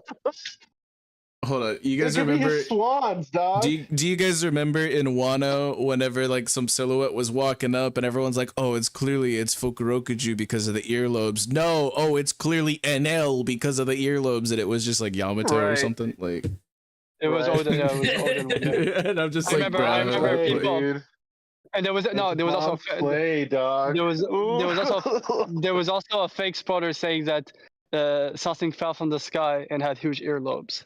And so people were saying, "Oh, it's NL. He came back from the moon." And I was like, "That's odd that it just came out of nowhere like that." Well, listen, you know why it would be so sick if it was Bon Clay? Other than the beautiful reunion between them, what if Elbaf is like the island of all lies, right? Where Usopp's there, you got Loki, the god of mischief, and then somehow Oda's might tie in. If this theory is true, Oda will tie in Bon Clay because he could shift and change different personalities. And then what if Katarina comes into the play? And it's just like a whole saga of like, who's the imposter? Who could tell the better lie? You're right. Like, what if it just becomes some crazy story like that, where it's like, oh, I could see Oda cooking on that. Well, actually, I would truly love it. How did actually escape Impel Down? 5.5, the tunnel. Remember the tunnel? Remember the tunnel is unused, and in 5.5 there's no camera. They don't see what happens in 5.5. Ivankov basically talked about it. But they never used it. He's the master of disguise. In 5.5, that was the thing, is even though they were all in 5.5 during Luffy's recovery portion, they still had to go out the front door of Impel Down. Yeah, also they still had to make their way all the way back up Impel Down to get out the front door. So what we've seen is Bucky is the leader of Impel Down 5. Yeah, he's the leader. He won't leave his men behind. Like he can escape on his own, but can't escape. Well, so Buggy was like leading the charge while they were escaping, but specifically Bon Clay had to stay behind in order for them to escape, and everybody thought that he was deceased, but it confirmed in a panel later that he is not deceased, though we have nothing to go off of to say that he has escaped, though. Right. Yeah, and also this is just pure headcanon, but and also, wouldn't it be so sick if it was like? Well, Josh was asking, so that's why I wanted to clarify, is because we have nothing to go off of that he would have escaped. Like, no, hell but I believe it. I believe, like, listen, I want to believe it though. I got that copium. Buggy said it. Buggy said it. Buggy said it. I'll come back. I'm coming back for you. He said it's gonna Buggy's be the one to get Bon Clay back. We don't know how, but he'll do it. He has Cross Guild, so it's not like he doesn't have the manpower. And dude, he has Crocodile, and I've said this. You want the people Impel Down to be free. Open the handcuffs of Pika. If he's an Impel Down, then 95% of the island is made of stone. He could play around, and he could literally drop some of the guards into a jail cell and lock them in and do what his weird thing. Never underestimate the resources that Buggy has as well. Yeah, he terraformed a castle. His influence, yeah. Now that he has cross Josh, it's Shadow. How does it look square? Wait, what? The hat? No, we're talking about something in the chat because I said we've seen that silhouette before. It looks exactly like the person Crocus was sharing. That's not exactly. He has a point. Lucas, you have to. Lucas, you have to give context to the people in the chat. Like the chat, I know. I shared the cover story that everyone thinks is Shiki and Crocus sharing a drink. and put it next to the silhouette, pointing out the similarities in our VC chat stream. I think the similarities are there. I don't know if it's Shiki or not. I think my best guess are Shiki and Scopper. I don't think it'll be King Loki. I feel like that will be revealed for later in the arc. Right. I think this person, whoever this is, will be there when they first show up to Elbaf. Right. I think so too. At the shore, So- waiting for them. And Yeah. it's gonna be. That implies to me that it might be somebody they. My already question met. though is that like, how would they know somebody was inbound right now? Do they have like a bug planted, or do they have like Morgan's bird vision, or like, do you think it's like Observation hockey. Yeah, like that's what a lot of people. Hockey. A lot of people Because- were saying that there's no way that somebody has like that level of observation hockey. And I was like, hey, it could be a thing. Like Shanks has that. Yeah, like Shanks Auger, what literally do you- knows where to go Dude, before things Van happen. Auger, Like- Van Auger was taking out Guys. seagulls from miles away, away from each No, And island. if guys, it's someone they on the could level as like Scopper or Shiki, it would make sense that their observation Easy. hockey is that good. Yeah. And also, Easy. I'm gonna give this the best hockey observation hockey feat was from Mihawk, who was on a different island and heard inside the reverie room everything they said. He was telling Right, Corona, so- a decision has just been made that is really troublesome for the world. Dude, He heard yeah. about the shit. He was ready for Sanji it. has some mean observation hockey when it comes to that. Dude on, was An- in a completely different sea. He was in a completely different sea, if I'm not mistaken. And he Andy still likes heard it. Andy likes a man after my own heart. Oh, Said that- it's Geen. I love it. I love to see the agenda. We saw him at Hachinosu. He's in could be anywhere. Hachinosu. We know No, he's there. He could be He anywhere He though. could go Like, places, dog. He could Dude be made it- anywhere whenever yeah, dude he made wants. it all the way to the new world, like in such a. Like, I Right. don't know, man. Like, The only person to do it, bro. He could do it. I'm convinced he could pull a Rayleigh and swim through the calm belt. You know, he's not a devil fruit user. Oh, bro. Like, you know what I mean? Like, Peak, bro. He's So- on a peak. Yeah, because for me, is if it's obviously it could be observation hockey, but if it's a Dedenmushi, it has to be someone who can easily get onto the Elbaf ship without being questioned. I So mean, we either could have someone a, on the island. It has someone on the island, definitely. we could have another imposter, or like not a, like, you know, like another like whodunit, like who's the traitor type of situation where like one of the giant Whodunit pirates is like reporting to. I don't even know if this person who's like awaiting them is somebody malicious or if it's somebody welcoming, you know, Right. like or like. But like the thing Right. is, Yeah, we like don't if know. it is like a potentially villainous faction, like maybe there's like a traitor between. Like, what if Oda makes us pick? Like or like, you know, we're constantly having to decide, like, is it Dory, is it Brogy, is it Oimo, is it Kashi, or like, you know, like, I don't know, like, Oh, It's like Loki. a I'm reverse, telling you. Little Garden kind of. How they blamed the Straw Yeah. Hats for Broggy getting. Oh no, And I Dory, think that Dory it'd getting be really- bombed or whatever. like what Lucas just said, like Loki is like what we assume he's pulling, like his inspiration from in naming a character Loki. That's the Mischief. god of mischief. Like, and Yeah. that's I also think he's somebody gonna be who super weak and super slimy. it's somebody who That's has my take on how Hello. The above- reason, Super above- slimy. above the story of One Piece. It's somebody who has the ability to shapeshift, like, as well. So like Mhm. we've seen with Bon Clay's fruit and with Katarina Devon's fruit as well, but like if there's like a different form of it in some way or Well, another, like if they're able to That's like what I'm saying. That's what I'm saying. What if that whole island is that whole arc is just mischief, right? Lies, deception. Wouldn't So it hear be me out. so sick to bring out all those characters that have that in one arc? Wouldn't that Ooh, be? yeah. And then like Usopp comes at the end by almost telling the greatest lie. He lies better than all of them, bro. yeah, How you gonna Yes. be Usopp, the god of lies? That's what Oda's gonna cook on Watch, dude. It's gonna And- be glorious. and also if you look at the Straw Hats, right? The people who they connect to. There is a Wiper? thing, the way they see Luffy, right? The people who see him as, but then you see it's all the same people who saw the Roger the same way. Like they see a quality that they like and they put him in higher regard. Every giant of that met Usopp for some reason, Usopp was amazing in his stories, and I've always wondered, what if Loki and Usopp are very similar in the way they tell their stories? Like Yeah. there are people who exaggerate so much, and basically Loki is the impure version of Usopp. Usopp is the pure version of Loki. but they're both. And I've said this. Maybe he also have a weird long nose, like thing, because there was something about Usopp, this weak person with a big nose that just told stories, and Dorian Broggy saw him as this great adventurer, just like Zen, an equal ground almost. And they said, "We'll put you under our wing," as joking around, but they respected him like he was a peer. Those guys were leaders in their homeland in Elbaf, and they took Usopp almost like a peer. So I'm wondering if Loki is the god of mischief in inspiration. He's going to be just like Usopp, but perverse. He's only for his benefit, not to make everyone else happy and himself happy. He wants all the power. And I do agree with Luffy, with Lucas, because that was the beginning of Usopp. Usopp wasn't physically strong, but he was good. He was quick with his words. Yep.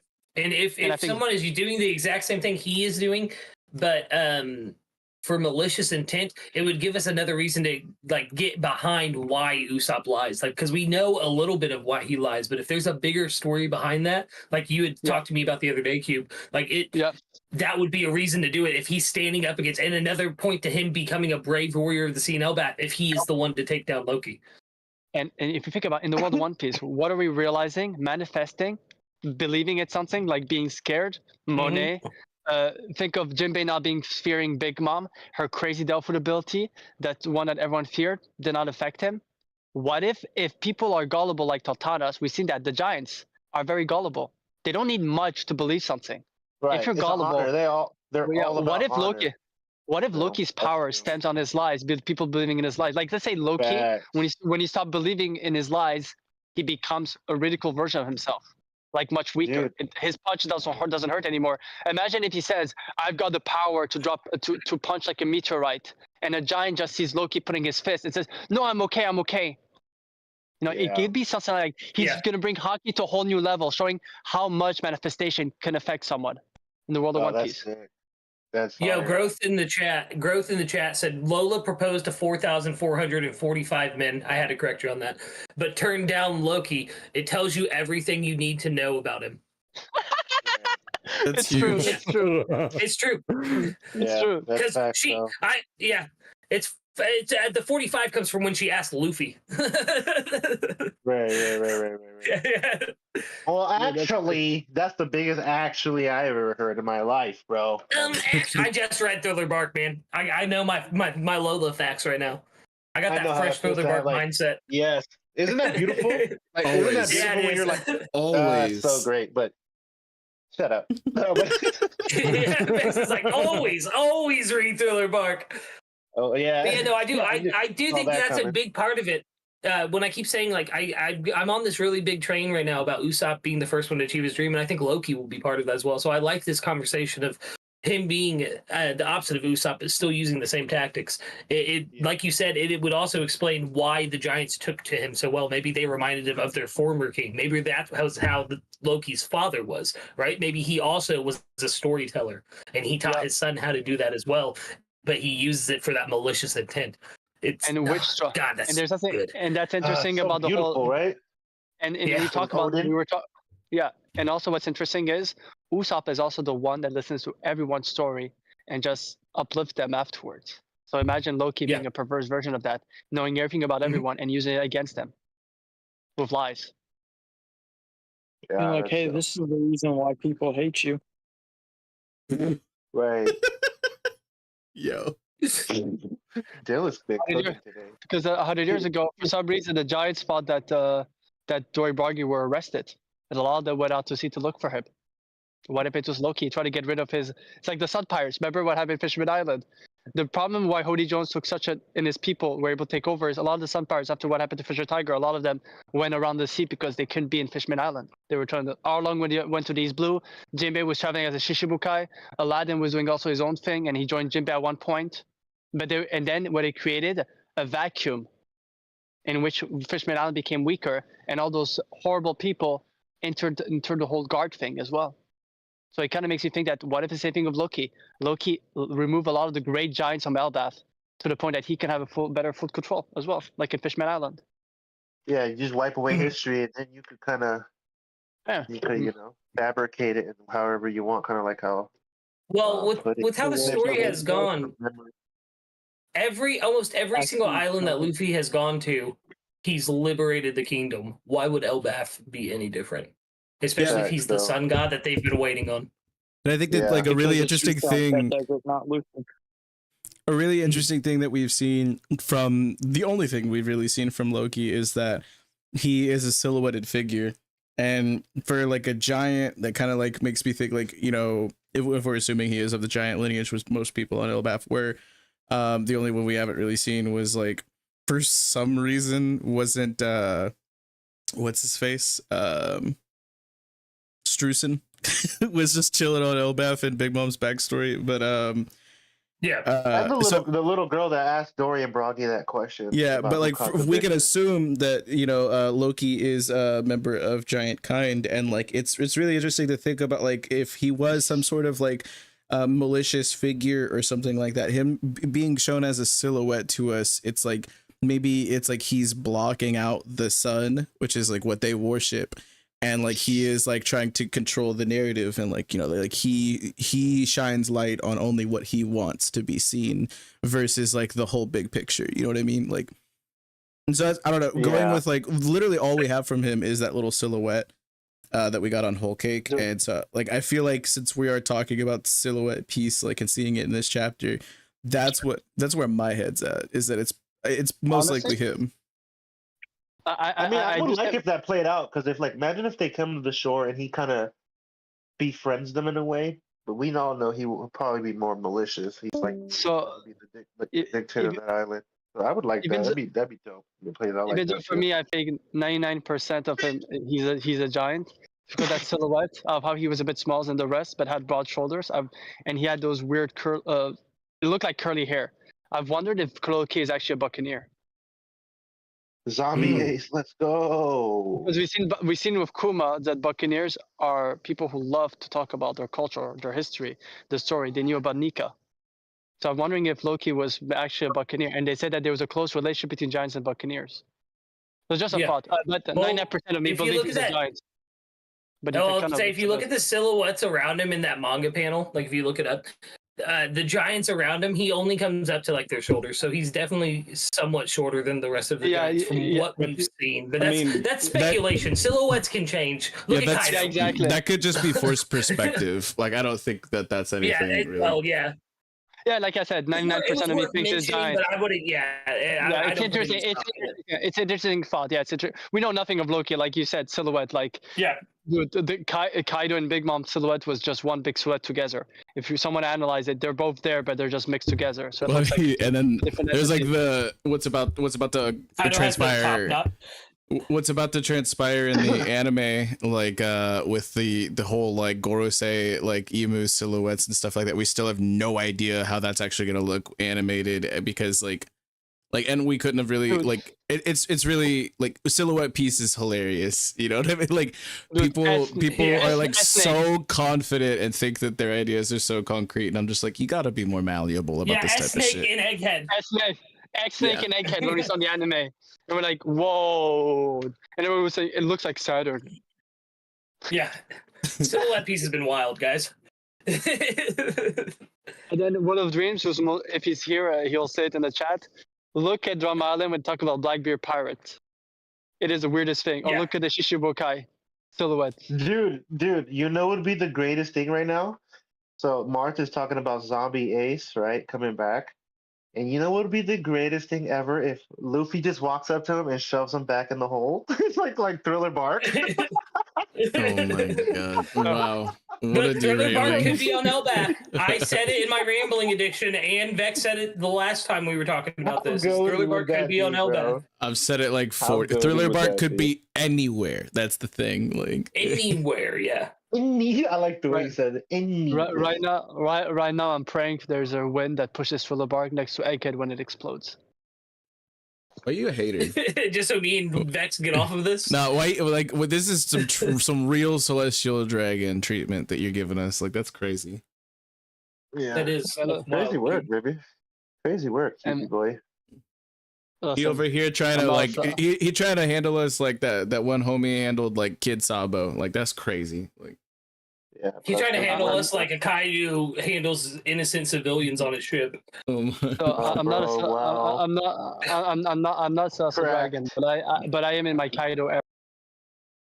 I'm in my Kaido era. I don't think that's better. I don't think that's better.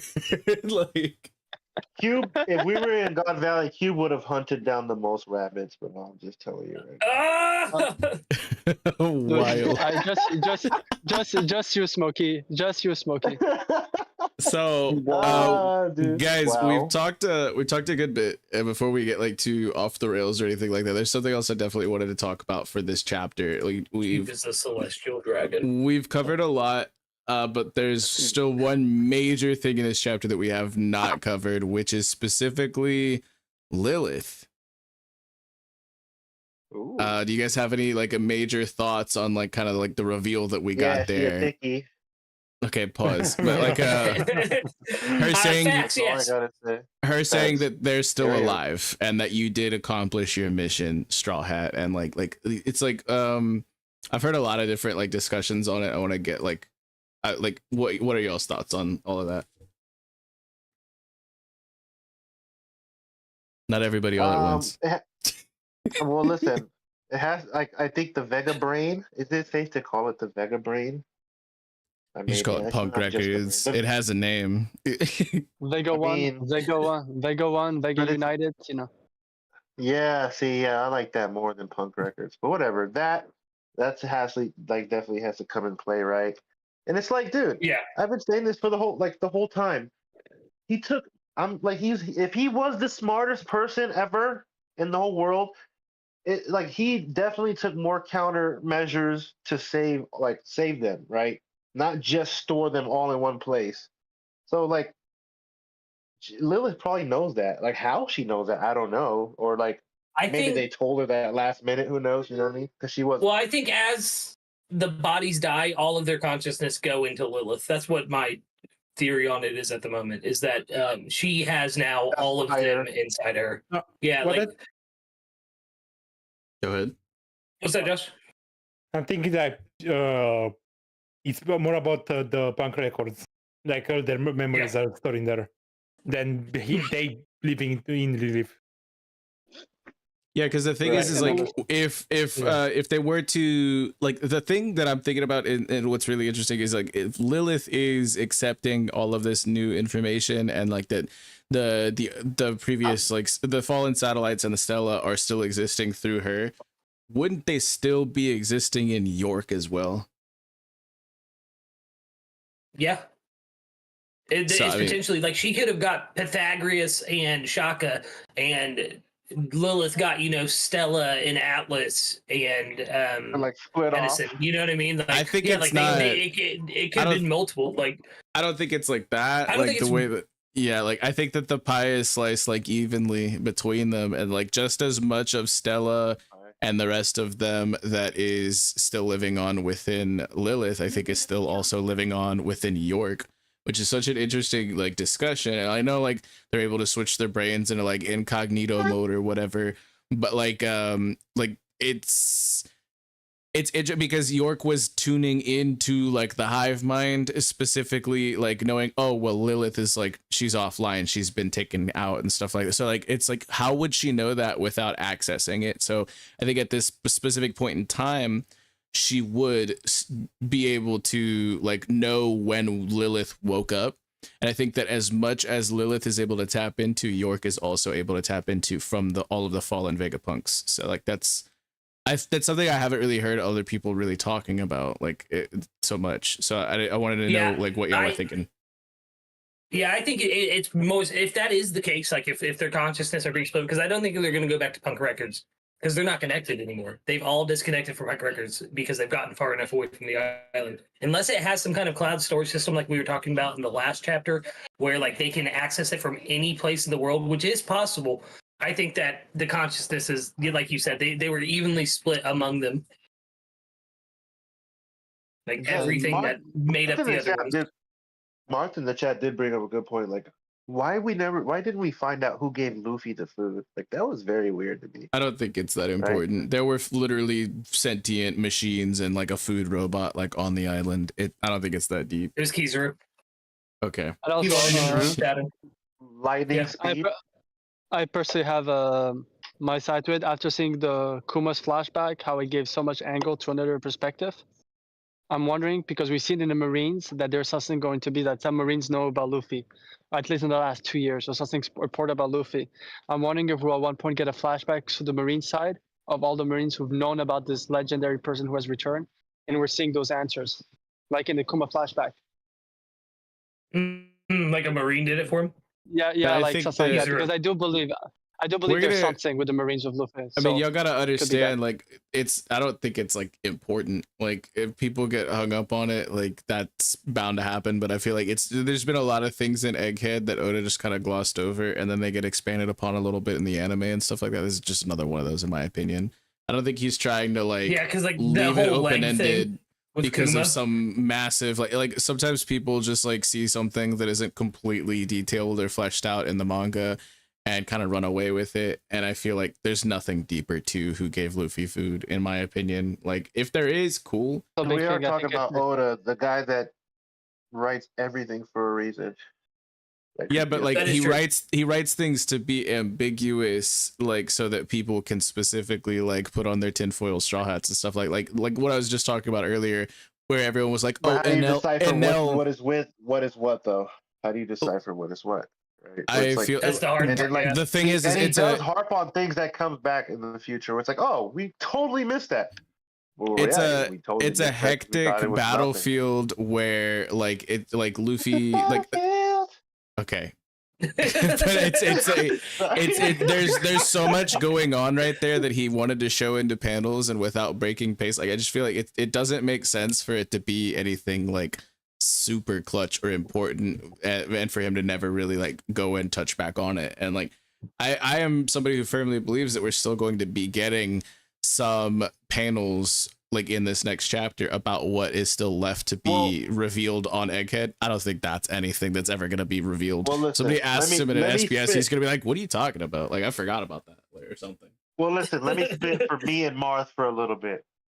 There's been a couple things in Egghead where it just seemed a little bit off. The silhouette and the cameras, right? The whole Luffy and the food thing. Like, who actually really shot York? I mean, Shaka.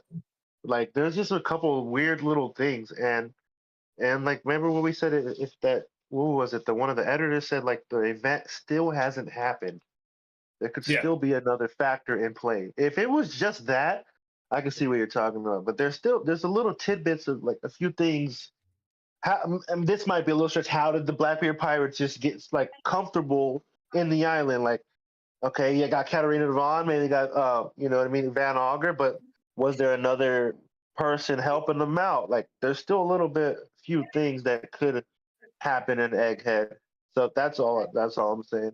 But it could be nothing as well. And like you said, Oda does like to do. He likes to red herring us to death because he knows that we're and I mean, and like I just said before you started going off, like I do think we are going to get more from Egghead in this next chapter. At least, look at Marth in the chat. But I don't think that that's anything we're going to get any expanding on, because I think that's just such a little throwaway detail. Yeah, I mean, if for people to be so passionate about it, you do you. No disrespect or anything. Don't kill the theory. I'm not gunning for anyone or anyone's theories right here. I'm just saying, be prepared either way. Like, be malleable. You know, like Egghead has shown a lot of individuals that you need to be a little bit more malleable with your analysis and passion. You know, I think. But Dill, I appreciate what you posted. You just gained a mortal. You just gained an enemy with Marth and Vex. Listen, Marth becomes our enemy at least twice a stream. Yeah, he does it for fun. You could say something he agrees with, and he's like, "I hate you now." It's okay, guys. In reference to what you said, the point of the hat is not so that it's really just it rounding around the corner to the front side where we can't see it. Don't trust the silhouette, guys. Come on, don't trust it. So if you don't know what these guys are talking about, because they did not give context to the people who are not seeing what is being posted in the chat, everybody join the Discord. Join the Discord link in the description where you can understand what these guys are talking about without giving any context to the viewers. OP talk right now. But I think that there's a lot of things that Oda leaves open-ended and a lot of things that he doesn't necessarily feel compelled to fully resolve. But I mean, like, with specifically the whole food situation, since somebody opened up that whole can of worms, was there or was there not a bunch of sentient robots as well as a literal food machine on Egghead? Did that not happen? Did that exist? Or am I wrong? Well, I don't know. I think they were this might destroyed. just be your imagination. Yeah, maybe I'm imagining it. Maybe. You just it's a world where you don't have to cook, so it's perfect for you, you know? Okay. I heard those believe things that, like like, I heard those things like to go up to your room and like basically cook you or something. Lucas, at one point in the stream, I'm really working on my self-control. Lucas, at 2 other points of the stream, feeling compelled to shout out about 9/11 and tell me to get back in the kitchen. Crazy. Hey, listen, I Googled it. Oda's editors confirmed that Pell was originally going to die, but due to the 9/11 terrorist attacks, they decided against it. It's disinformation, Lucas. That's what they're trying to spin to you. That's the agenda. It's just that birds aren't real and they're made by the government, and that's why he was built like a tank. You're the discredit police right now, Vex. Shame on Vex is something right now. I can't put the word to it, but he is something right now. That's for sure. Baby. Insert word right now. Everybody go. No, I'm just kidding. But yeah, you might be right. You might be right. But, and no, to answer Marth again, is that like, no, I don't necessarily believe that a gigantic food machine walked up to Luffy and spit food into his mouth without anybody noticing. I think that nobody actually cared. Why'd you have to say spit? Why not, man? But no, I think that like the people specific, like the thing is like, brother, we saw grabbing all of it. It wasn't just deposited into his mouth near him. Yeah, but the thing is like, I think that like the thing is that not enough. If there were other people who were too busy and were like, but the whole point of me saying that is that it is just as believable as any of these other theories is like, and if it's not believable, it was the last gift for Straw Hat. But if you're thinking that the food machine theory is not believable, that's what I'm thinking about all of these other theories, because I equate them to the exact same level of believability. Is all I'm saying. It could have been Caribou. Like there's literally precedence in the story for that. But I don't know. Like I think that it's not something that we're gonna get expanded upon in the manga or in an SBS or anything like that. We're just gonna get some version of it in the anime, and people are gonna get upset about it, and it's just more reasons for people to complain about the One Piece anime. But like I feel like some random marine like here Frankie's gonna be standing 10 toes with Saturn and then be like, hey, wait a minute, I gotta get food for Luffy. Like, here. He just throws it over there. That'd be funny. There's something else that we haven't spoken. Dude, we could create whole theories off of something dumb like that, though. So wow, I love there's something we didn't talk about like that. In this chapter that came out, and I'm a bit shocked that no one has talked about. Didn't you see how Vivi looked at that outfit? My God, I was like, damn, look at that, goodness. Princess Vivi. Okay, calm down. Every thing, every chapter. Charithra in that outfit's gonna kill it. I agree. I remember she's gonna kill Vivi. Yeah, Big News Morgan had me thirsty. Mergens. Yo, dude. Big News Mergens. Bro. Go seek help. Go seek help, dog. Hella thirst, dog. Hella thirst. Can I get to the yams? Okay. Lucas goes from being Zoro, then sees a pigeon, becomes Sanji. I'm I shocked. got newspapers to print. Exactly what happens. I'm sorry. Big, Dude, Marth this is type the in second time we sang a bird song or like something about birds. It's so Marth Albatrossi is crazy. saying big news Mergens in the chat is the funniest thing to me. big dude. Big nudes. Big news Mergens, but y'all for real. Aside from Kube wanting to talk about Vivi's drip, is there anything else major in the chapter that you guys wanted, or we can like continue spitting on like future? I want to talk about like what's going on before Elbaf potentially, like as well as what's going on in Elbaf. There's another thing. The person's arguing with Morgan's outfit was fire as well. Okay. we get the drip police over here. I gotta add one more thing to that. The Queen of Alabasta's drip was amazing. This my chapter. goodness. Yeah. I agree. Yeah, I agree, man. Agreed. Comment. He was dying right now. Someone take the next one. Let's go. I think that You want hold on. You want to talk about drip? You want to talk about drip? Can we talk about Cowboy Frankie for a second? Cowboy Frankie. I think we should talk about Cowboy Frankie. Let's go. Drip, bro. Miss Wednesday had that shit on. No, Cowboy goodness. Frankie was the highlight of the whole chapter for me, bro. Same. Cowboy Frankie. Let's go. Cowboy Frankie had that drip, bro. Just a cowboy. Where'd you get that cowboy hat, son? You know what I mean? Like that. That's the person I was like, bro, is killing the game right now. Even more than Lilith. Even though Lilith was looking, pretty peak. You got it from Robin. I mean, Robin is always sick. Robin is always sick. Robin had that cowboy hat on during fucking Skypiea, bro. Or maybe that's it. Maybe Frankie stole it from Ace's grave already. Oh, dude. Why do you guys keep talking about defiling Ace's corpse? Like, let the man rest. Hold on. Dude, If anybody is gonna do that, it's Gecko Moria, and that just means you all are believers that Thriller Bark is coming back. Thank you. So I wanted to talk about. I'm gonna say before that. I'm gonna say Ace doesn't have a body anymore. He's just bones. It's been 2 years. What if they show up and he's just it's another Brook.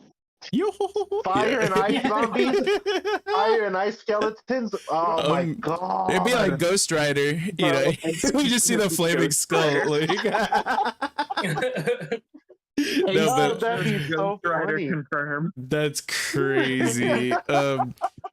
He beefs with Smoker again and takes the smog hog, so he's got like the he's got the motorcycle. No, I think that like something I did want to talk about. We talked a little bit about possibilities last chapter review and stuff like that. Is like what do you guys? Obviously, Elbaf is a huge discussion piece, but like I want to talk more since we have more of the crew now as well. Is like, what do you guys think is going to go down in the post arc, like in between what we have right now and what we have coming with potentially Elbaf? Like, we're definitely going to see more from Doffy, right? Yeah. Maybe we're gonna see a breakout of Impel Down. I don't know who will make it. Maybe the Whitebeard Pirates or. Nah, it's that boy Weevil. He about to flex. That boy Weevil. I would like answers on. That boy Weevil.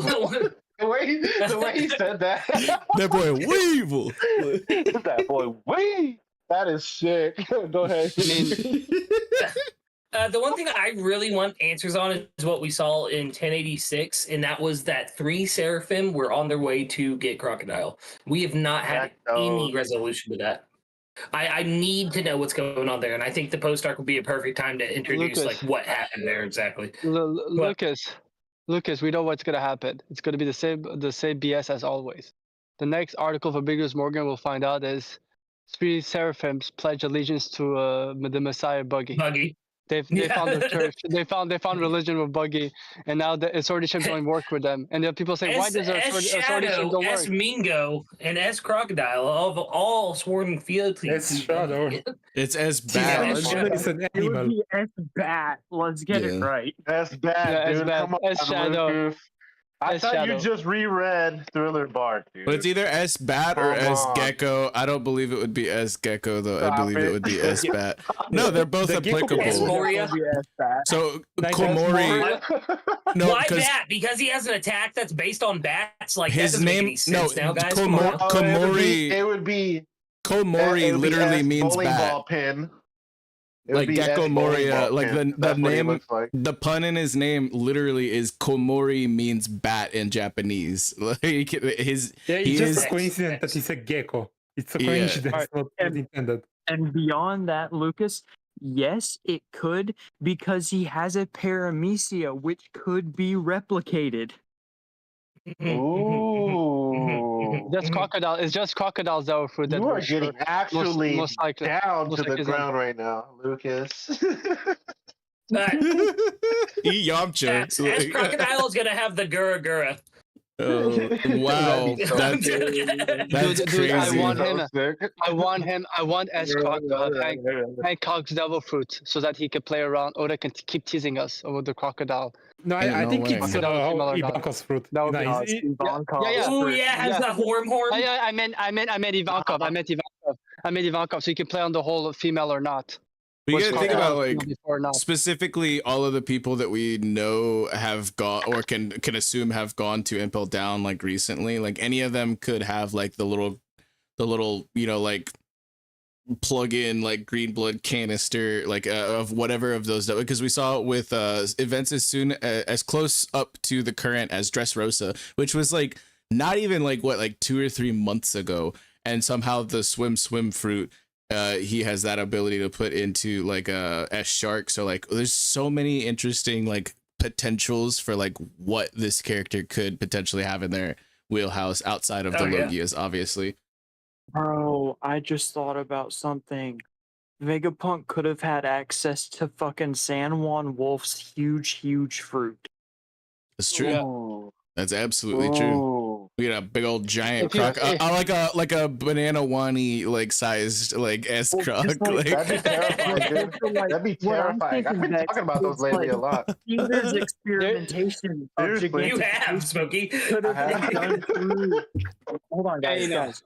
Caesar's experimentation of gigantification could have taken place through using the lineage factor of San Juan Wolf's huge fruit. Yeah. Ooh, could have been. There's also another one. Slapping today.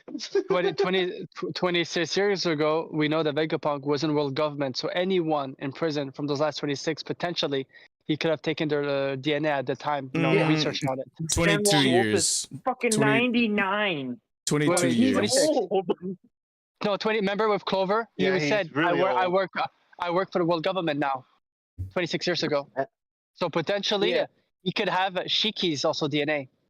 Remember his fruit? Like, we were talking about Luffy liberating an island, and it's like, why wouldn't the giants be slaves as well? Like Morley, right? Morley is super old. He could have been a slave, and he's a giant. Like Buccaneers, giant people. Well, they. I want to say they. But, okay, but I think that it's really, it's really interesting to think about what all potential devil fruits it could be, and like I don't know, like they might just not even have a devil fruit. Like it could just be like because I don't know, like it could be really interesting to think about. I'm thinking like, because we talked about it last time, is like if green blood is just interchangeable, and if this person could just like switch flavors like really quickly by unplugging a canister and plugging another one in, so it could just be like they're utilizing like multiple devil fruits, like from one moment to the next moment. Is fucking crazy. It's what it would be. It's what it would be. Very cringe. It was very cringe. These flavors, I was like, whoa. But yeah, I agree though. That'd be super sick. But maybe. Yo, shout out to John Sherrod on all social media in the chat. What's good, brother? But hey, yo, you guys. What's up?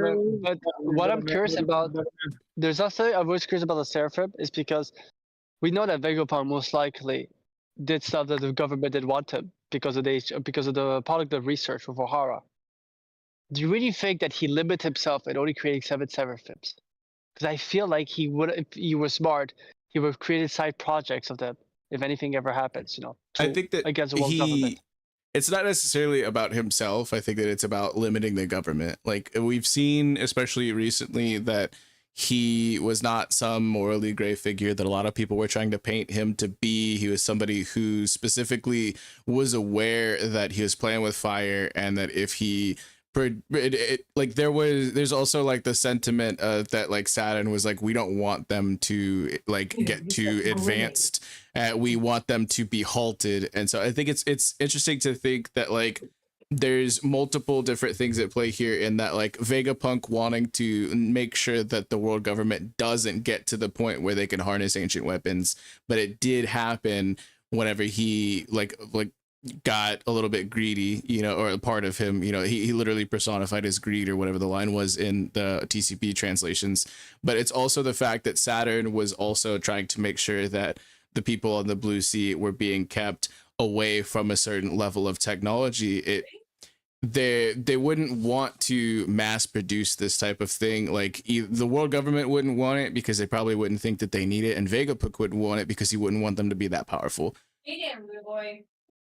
So I that's the way that I see it, and that's like why I feel like we only got 7.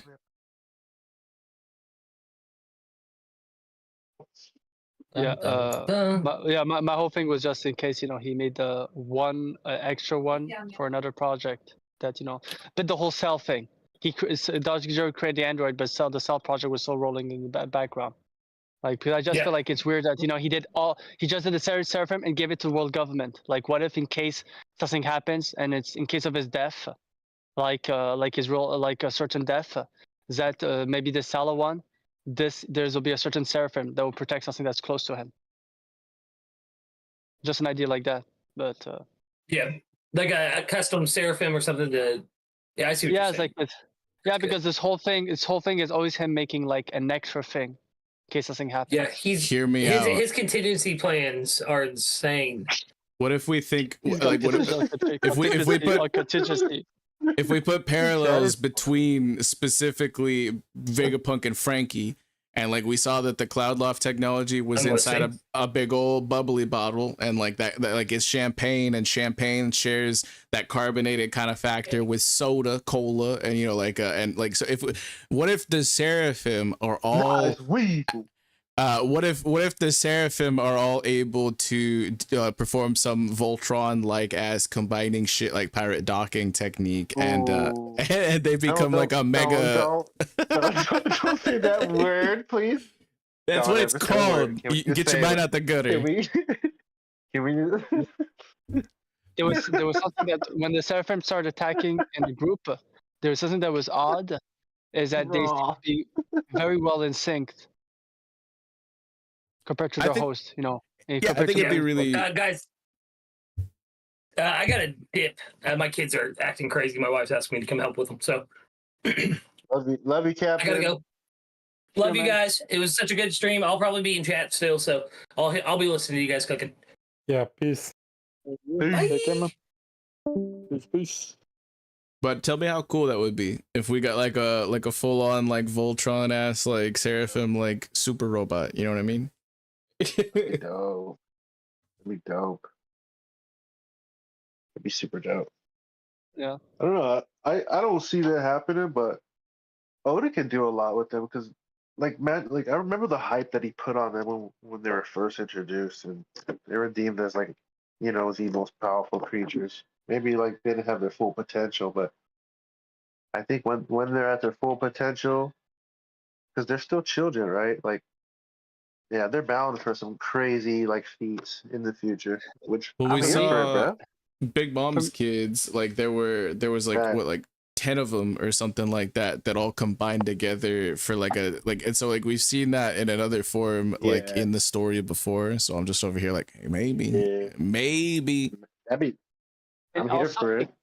It kind of makes you think of Vegapunk making all those connections with the books of Ohara that are in Elbaf. And when they talk about the whole sun god Nika Joy Boy stuff, they refer as Nika as part of the fables, which is stories as well. In the title he gives to the Seraphims, I'm wondering if it's because he did not come up with a title by himself. He's heard about the seven entities from the past and in his mind, like Vegapunk be that smart, he recreated them in his in a certain vision. Because that strongest, it's like a lot of the nicknames we get. It looks like it's storybook. It's from a story. It's someone's title from a story. The Sun God, the strongest man in the world, the strongest living creature. Like those titles always appear in every generations. And Vegapunk was creating the strongest beings in the world, the Seraphims. Because maybe there was always those 7 entities. Yeah, I just think that, like, for me, like, it would make a lot more sense because, like, what we've seen from them, it's like Zoro was able to beef with one of them, and like, yeah, there was no clear like victor. It was just like clashes and stuff like that, and like Sanji boxed up with one of them, and like again, no clear victor, but it was, and now we see 3 more of them going after like cross guild and stuff like that, and I just like I don't see these beings actually like sitting at the top and like being like the greatest weapon or like anything like that. But if they were to all combine, and like if we were to have one big old giant like robot that had Lunarian defenses, can turn itself into a sword, can petrify people who thought it was cool, you know, like Frankie would be instantly turned to stone because he thinks that kind of shit is fucking awesome. Yeah, so like it would be it would have all of these cool devil fruit abilities that it would be able to use simultaneously. Plus, it would be able to swim through stone and earth and stuff like that. Like I think this would be so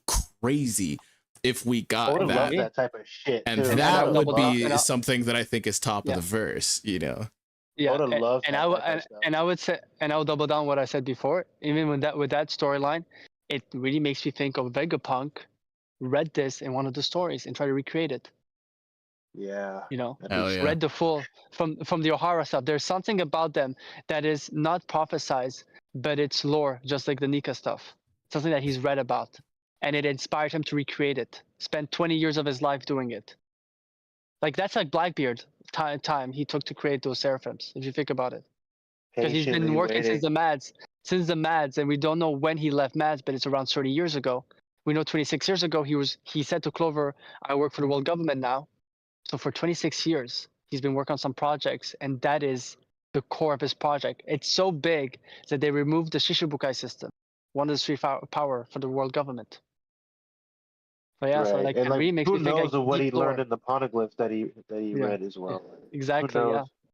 He didn't. I'm pretty sure he didn't have, like until all the information in that broadcast. And if he read like more of the prophecy that we got in Wano from Toki and Odin, and read about more other figures, he could have also calculated why those 7 were the more important ones and gave them that title for some reason, their importance. Yeah, it's very interesting, like this whole there are specific numbers if you think all the time. Yeah, I think that like specifically they were looking for powerful individuals, and like they could like, so there's like the thing is with the Shichibukai system, you can specifically pick the strongest individuals with or without like you know, devil fruits or hockey proficiency, and then like in the way that like Vegapunk was able to implement green blood, which seems to be something that has at least been recently like worked on because of the fact that we see the swim fruit being implemented. Like he's either cooking up new batches or it's a relatively new invention in and of itself. But the fact that they were able to find such ridiculously powerful figures like Gecko Moria and Jimbei and Boa and all these other individuals with their own accolades and histories and abilities and influence, and I feel like the thing is they had powerful people within their own ranks that they could have utilized for this as well, but they went and searched for individuals who were potentially like I don't know, the way that I see it is they went and handpicked the strongest 7 that they could from different lineages or like from different like cultures or like places throughout the world with different levels of influence and whatnot, and then specifically bartered them into agreement and had them become privateers instead, because I think that like the thing about like not being able to overcome their will is important here. So like if these individuals were willingly in agreement to work with the world government whenever their DNA was taken, meaning that the clones made from them at that point in time would also be willingly agreeing in working for the world government. Whereas we noticed that like Kuma's was a trouble child, just like Kuma was somebody who he was reluctant to take up that position, but he was doing it for an ulterior motive. And we see that Esper is equally a troubled child who also was reluctant to fulfill those duties. And so I think that was like the point, is like where they were like, we need to have the Shichibukai system in place so that we can offer these pirates a unique position where they're willing to work with us, so that then the will issue is no longer an issue whenever we do clone them. You know what I mean? Hell yeah. All right, listen, real quick. I got to go, guys. My boy's waking up, but this has been fun. Love you guys. Keep on cooking, all right? Love you too, Peace, Vegas bro. folks. Yes, Take it peace. easy. Oh, sure. We grand line bow, baby. But what do you guys think about I like? also agree with that. Sorry, that was unrelated. But what do you guys think about like removing the will, like the issue of not overcoming like their wills like from the equation, just because you already had them sign up before their cloning? You know what I mean? Yeah, but also even with the same thing we saw with Snake, that she still listened to Luffy above her commands. Yeah, and it's because she's still genetically, it's still a clone, and at any point in her life, she would have been like simping for Luffy still, and like we don't actually know like when. And like the thing is she was also reluctant to fulfill warlord duties, and only did it because of her own ulterior motives. So with S Snake and S Shark, they are like kind of outliers. Doflamingo also had his own ulterior motives, so like I feel like he might be like. So the thing is like, they were under the belief that these people were in their pocket and that will wouldn't be an issue. But we've seen specifically will become a bit of an issue with some of them individually, but not like other ones. So I think that's a little bit telling, and that's kind of what I'm using as the leverage for this idea. Yeah, we need to see Esber interact with Bunny now. Like, I think out of all of the Kuma clones, Esber is gonna be the closest to Kuma's actual will. Yeah, I think, and like the failsafe that's in with all the pacifistas is that also in with, because he said anything that I make in his image would still have. So I think Esber would still also be under Bonnie's command, just like all the pacifistas. But is there anything else that we're thinking might occur in the post arc outside of maybe like an Impel Down breakout? I know Kube, you're specifically on board with us going all the way to Sphinx as a crew, but what if we just get like panels of it, like not from the Straw Hats perspective? You know what I mean? Like it'd be really cool to see everything. Some things happen there. We at least gonna see Marco's perspective on all of this. Like on the weird situation. For me, it could be kind of weird. I agree with Josh. I think Marco definitely is going to be a key, and I think it's an obvious one we have to focus on. But I think one will be the key player, and I think it is the best candidate to give us one perspective of the God Flashy flashback or the God Valley era is Bakken. Yeah. And she fits a lot of the bills of, because Gloriosa from Rocks was the one who introduced all that deep lore before he went to Impel Down. So I do feel like Luffy doesn't have to meet them, but I feel like it's the Bakken character. I'm very curious of what's Bakken role right now. Lost her son and is a character with one story, with one flashback. We can have two factions at the same time, Mads and the Rocks. And yeah, how they connect. It's really interesting because I was going to bring up Neomads next, and that's something that we are probably going to see a little bit more of in the post arc. So yeah, really, that's a perfect bridge in between like those two things, which is I've been so curious like since we saw like the whole stuff at the beginning of the arc with Sphinx and like talking about the first successful clone and stuff like that. Like I really need to see more from that, so I'm super hype.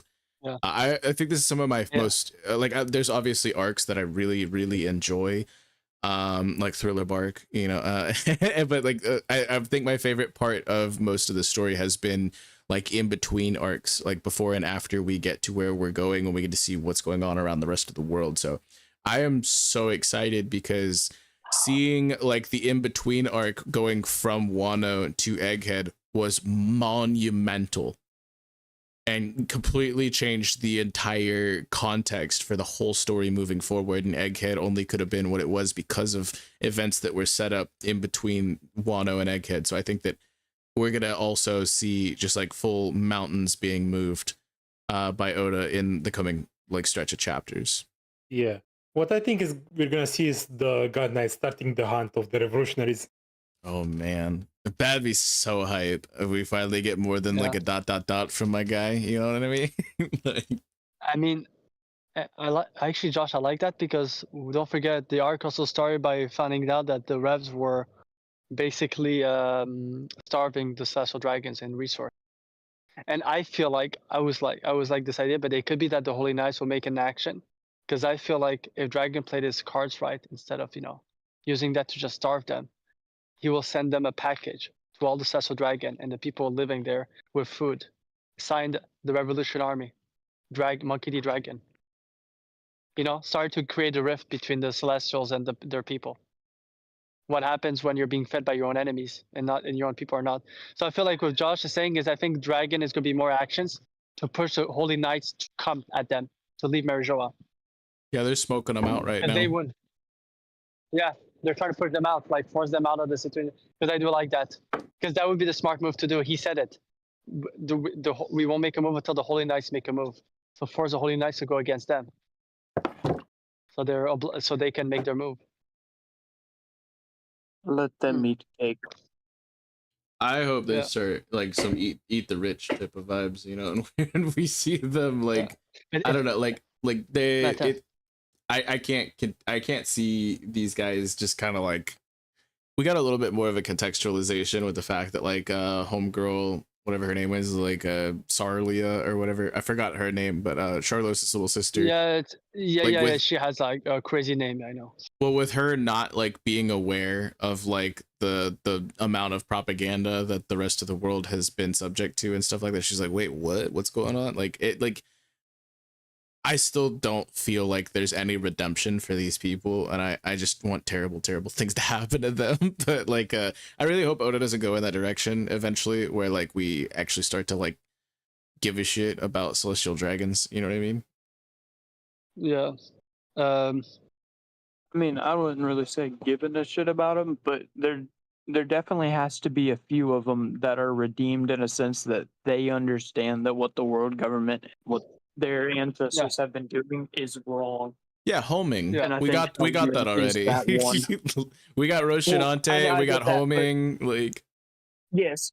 And think about how much those characters impacted the story just in their own right. They stepped away from the world government and the Celestial Dragons, and they tried to better their own lives, resulting in them being taken out for trying to stand up for what they believe in. Now we have the opposition to that, where we have Sharia starting to realize, hey, maybe this world government isn't all that great. We're going to have the complete 180 from her character of being like, hey, the world government is great. Look at all the stuff they gave me, to look at all the stuff they've taken from the rest of the world.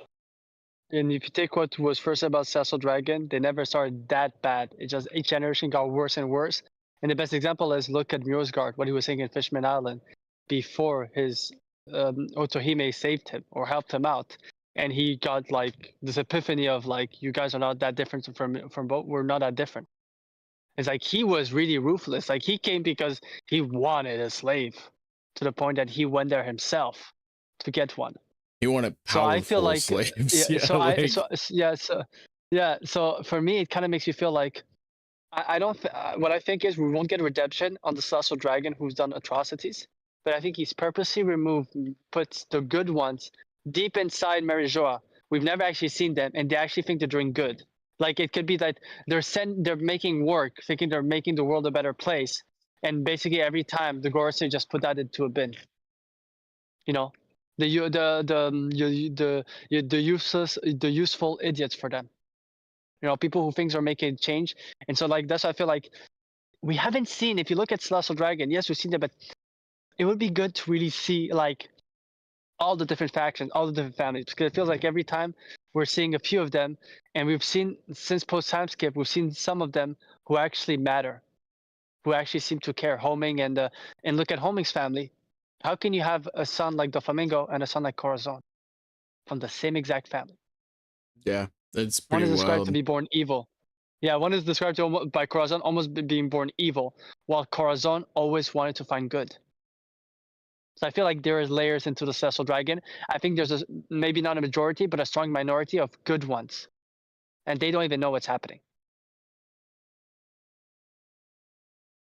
I think that it's, I don't know, like if we do get like more like good celestial dragons, and like if some of them do like end up converting or trying to redeem or like understanding like the folly of their ways and the wool that's been pulled over their eyes by like the Gorosei this whole time and stuff like that, and like if like I feel like that's just gonna potentially breed more Doffies. Like for every Corazon we get, or Mjolsgard we get, or Homing we get, I feel like there's going to be another Doffy because of that. And like, I just don't know if we have like the time in the story for that kind of like cultivating of evil. You know what I mean? Yeah. And you could even say that for because I would put Homing and Mjolsgard, they're from the same family line at the same level. Well, for that family, what was the opposition? The way Garling spoke about Mjolsgard, it felt like he was talking about the family itself. Like he had an issue with that family because of Homing. Maybe was the last time that a Celestial Dragon spoke the same way was someone from his family, Homing. You know, so yeah, I do agree. I think there's going to be, for every action, there's an equal and opposite reaction. Yeah, and I think that like it's really interesting, like the amount of depth that like still can be kind of explored there. I don't know, like, and Oda is the kind of person to pull it off, but it's like it's very nuanced, and I've talked about it on stream before.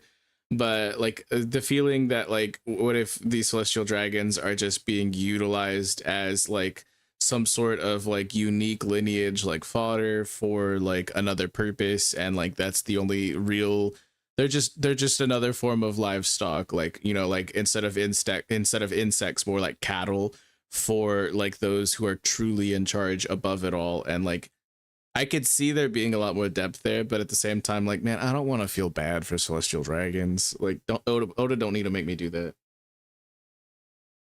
You know, yeah, you know what it makes me think of? A bit how the Reverie goes, and I don't know if you realized it. They're not in a majority to believe at the same thing, but there's always this strong figure who's able to sway people, and I've always found it very weird. We know the Nefertari never became Celestial Dragon, but every official way, when they talk about the formation of the world government, they talk about the 20 kings when they all moved to Marijoa.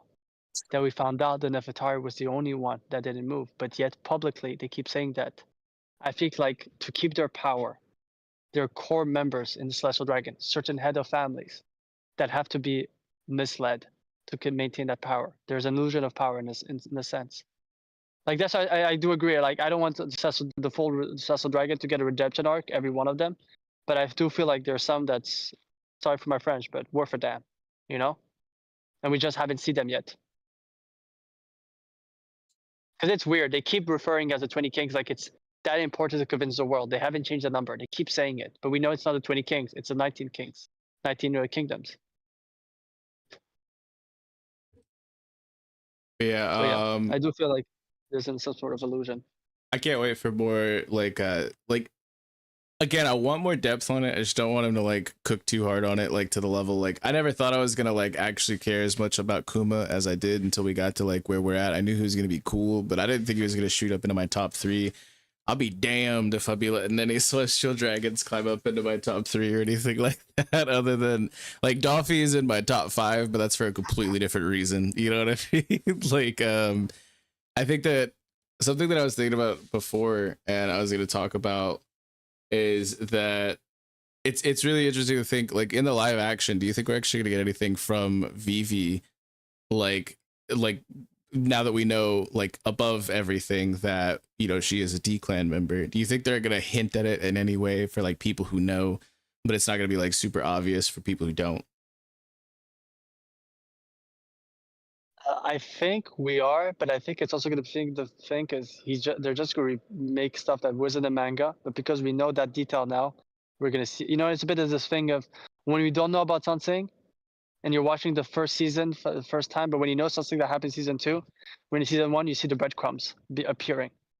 Because I do feel like in the manga there were hints, but we just at the time or in the anime we didn't think of it, so we didn't see it in her. My answer is yes. It's like I was thinking about a couple other things, and I was like, whenever I was on one of the live action banquets, I was gonna talk about it, but like, there's not like spoilers for people who haven't like seen past it. But it's really interesting that like there was even like instances in previous One Piece movies and stuff like where we got spoiled on like Laugh Tale, like because we were previously under the impression that it was Raftel. And like so it's really interesting, like what if there's like a spoiling of what Dragon's actual powers are, and we get that in the live action before we get that like legitimately in the manga. And I think that would be like really interesting. I mean, they could directly translate what he did in the manga, and it would still be A, the same amount that we got during the manga, and B, it would still show, hey, this is what his potential power is, because that's what we got in the manga. We saw the winds be affected by him, and even since then, we've got him speaking about the winds of fate. We had Vegapunk bring it up. The winds were green in a Locktown. Definitely. No, I know the speculation is there, and then it's like very solid and safe and sound, but we still have no like actual confirmation, because with the things like wind knots existing in the story, it could very well be technology. But if we actually get like some more concrete things to go off of from the live action, it'd be really interesting. And I wouldn't put it past them, and the fact that Oda is so closely involved, and let's try to time things between like multiple releases, to be like whenever like one character is like being like very heavily focused on in the anime, they're also sometimes very heavily focused on in the manga, so that people don't like immediately get spoiled by certain articles that say like, oh, this is this about this person. They're not immediately sure if they're referring to like the anime or the manga. And I feel like he's done that a lot of times in the past, and I feel like it'd be really interesting if we did kind of get that across a whole nother medium, because we did see that a little bit in season 1 as well. But that was just something I thought, because like you were talking about like the Nefertari family after we were talking about celestial dragons, and that's the first thing that came to my mind. And I don't know, as far as like other things that we might see within like where we're at right now and Elbaf, obviously we're all on board that we're gonna get at least one more little scrap of things happening on Egghead, one more chapter, and then I'll be able to cross that off my bingo card. And then you're done, bro. Egghead is done. But we had -1 chapters, bro. I mean, there were events on Egghead in this most recent chapter. Yeah, the Straw Hats weren't there though. It doesn't matter. Right now, Vex, every time if it doesn't happen, all I'm gonna tell you is I'm gonna dig a hole for you, like Kurapika did in Hunter x Hunter. I'll gladly dig that hole. Also, the Hachinosu and Elbaf arc, because we went to Hachinosu and Elbaf during this arc. Yeah, damn. I mean, the arc isn't over. Like that's it. You can tell me that it is, but that's just your word against, like there were events that were taking place currently. No, there were literally events that were currently taking place on Egghead in this chapter, but you could pop off. So I do have something about the live action for me, and I think that this is going to be interesting. Is we know we're going to have lockdown because we got the episodes. We're now going to find out. Now the $1 million question is, what if he's going to do that? What information from the fillers will he re-include in the story?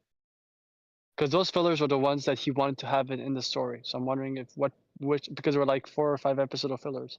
I think we're gonna get it all, but I don't think we're gonna spend like a whole lot of time on it. But the fact that just which elements from those episodes, like what was because there was something about those 5 episodes he wanted to do. So I'm very curious to see. It's like the one episode, so. I feel like all of it, like literally all of it, is gonna be like kind of focused on. Okay, I see what you mean. Because it's true, every episode was a different Straw Hat, so it's true. You could do that one episode. You're right. I just feel like it's kind of gonna be like more of a montage type of thing, where it's not gonna like be individually focused on so much as like kind of just like, you know, just like how typical like shows that you'll see on Netflix kind of try to like keep pacing, you know. There's a whole different story between mediums, because like a live action adaptation from a show where they have like hour-long episodes or 48-minute episodes or whatever is going to be handled a little bit different pacing wise than like something like an anime or a manga. So I think it's going to translate in a certain way that I could see being like a bit of like a montagey like chunk of an episode, but I don't think it's going to like be like there's obviously things in those events that Oda did not want to completely exclude, and so whenever he felt rushed, you know, trying to get stuff done before chapter 100 for like the manga, he made sure that in going back, and like he's not somebody who is directly in charge of the anime, but he made sure to step in at that point and like flex, you know. And like I think that there's definitely a reason there, and he's not gonna like let that happen again. And so with that in mind, there's one thing, because you know they showed characters, and there's also, we know Barto's gonna be in Lockdown. I do hope if we get the scene with Luffy in the bar, that filler episode, when they show Roger with his crew in that flashback, I really hope they don't try to tease characters that we've met in the first season, that we find out that they're Roger Pirates, former Roger Pirates. I do hope that they won't tease that, because that's I think a mystery that should be kept for a while. Because they introduced Garp being Luffy's grandson so early on that I'm scared, you know, seeing a clown nose, a boy with a straw hat in the bar as well. And I can't wait for more Buggy and like honestly, that's probably like what I'm looking forward to the most. And I'm interested to see like how, like I still don't know what's going on with live action Chopper, but we can talk a lot more about the live action potentially as we get a little bit closer and dedicate a full stream to it. Is there anything else anybody wanted to go over from the chapter or from the middle like post arc section in between Egghead and Elbaf, or any other Elbaf predictions we wanted to unpack specifically? I've said my piece. I think I've said everything that I had One Piece related to.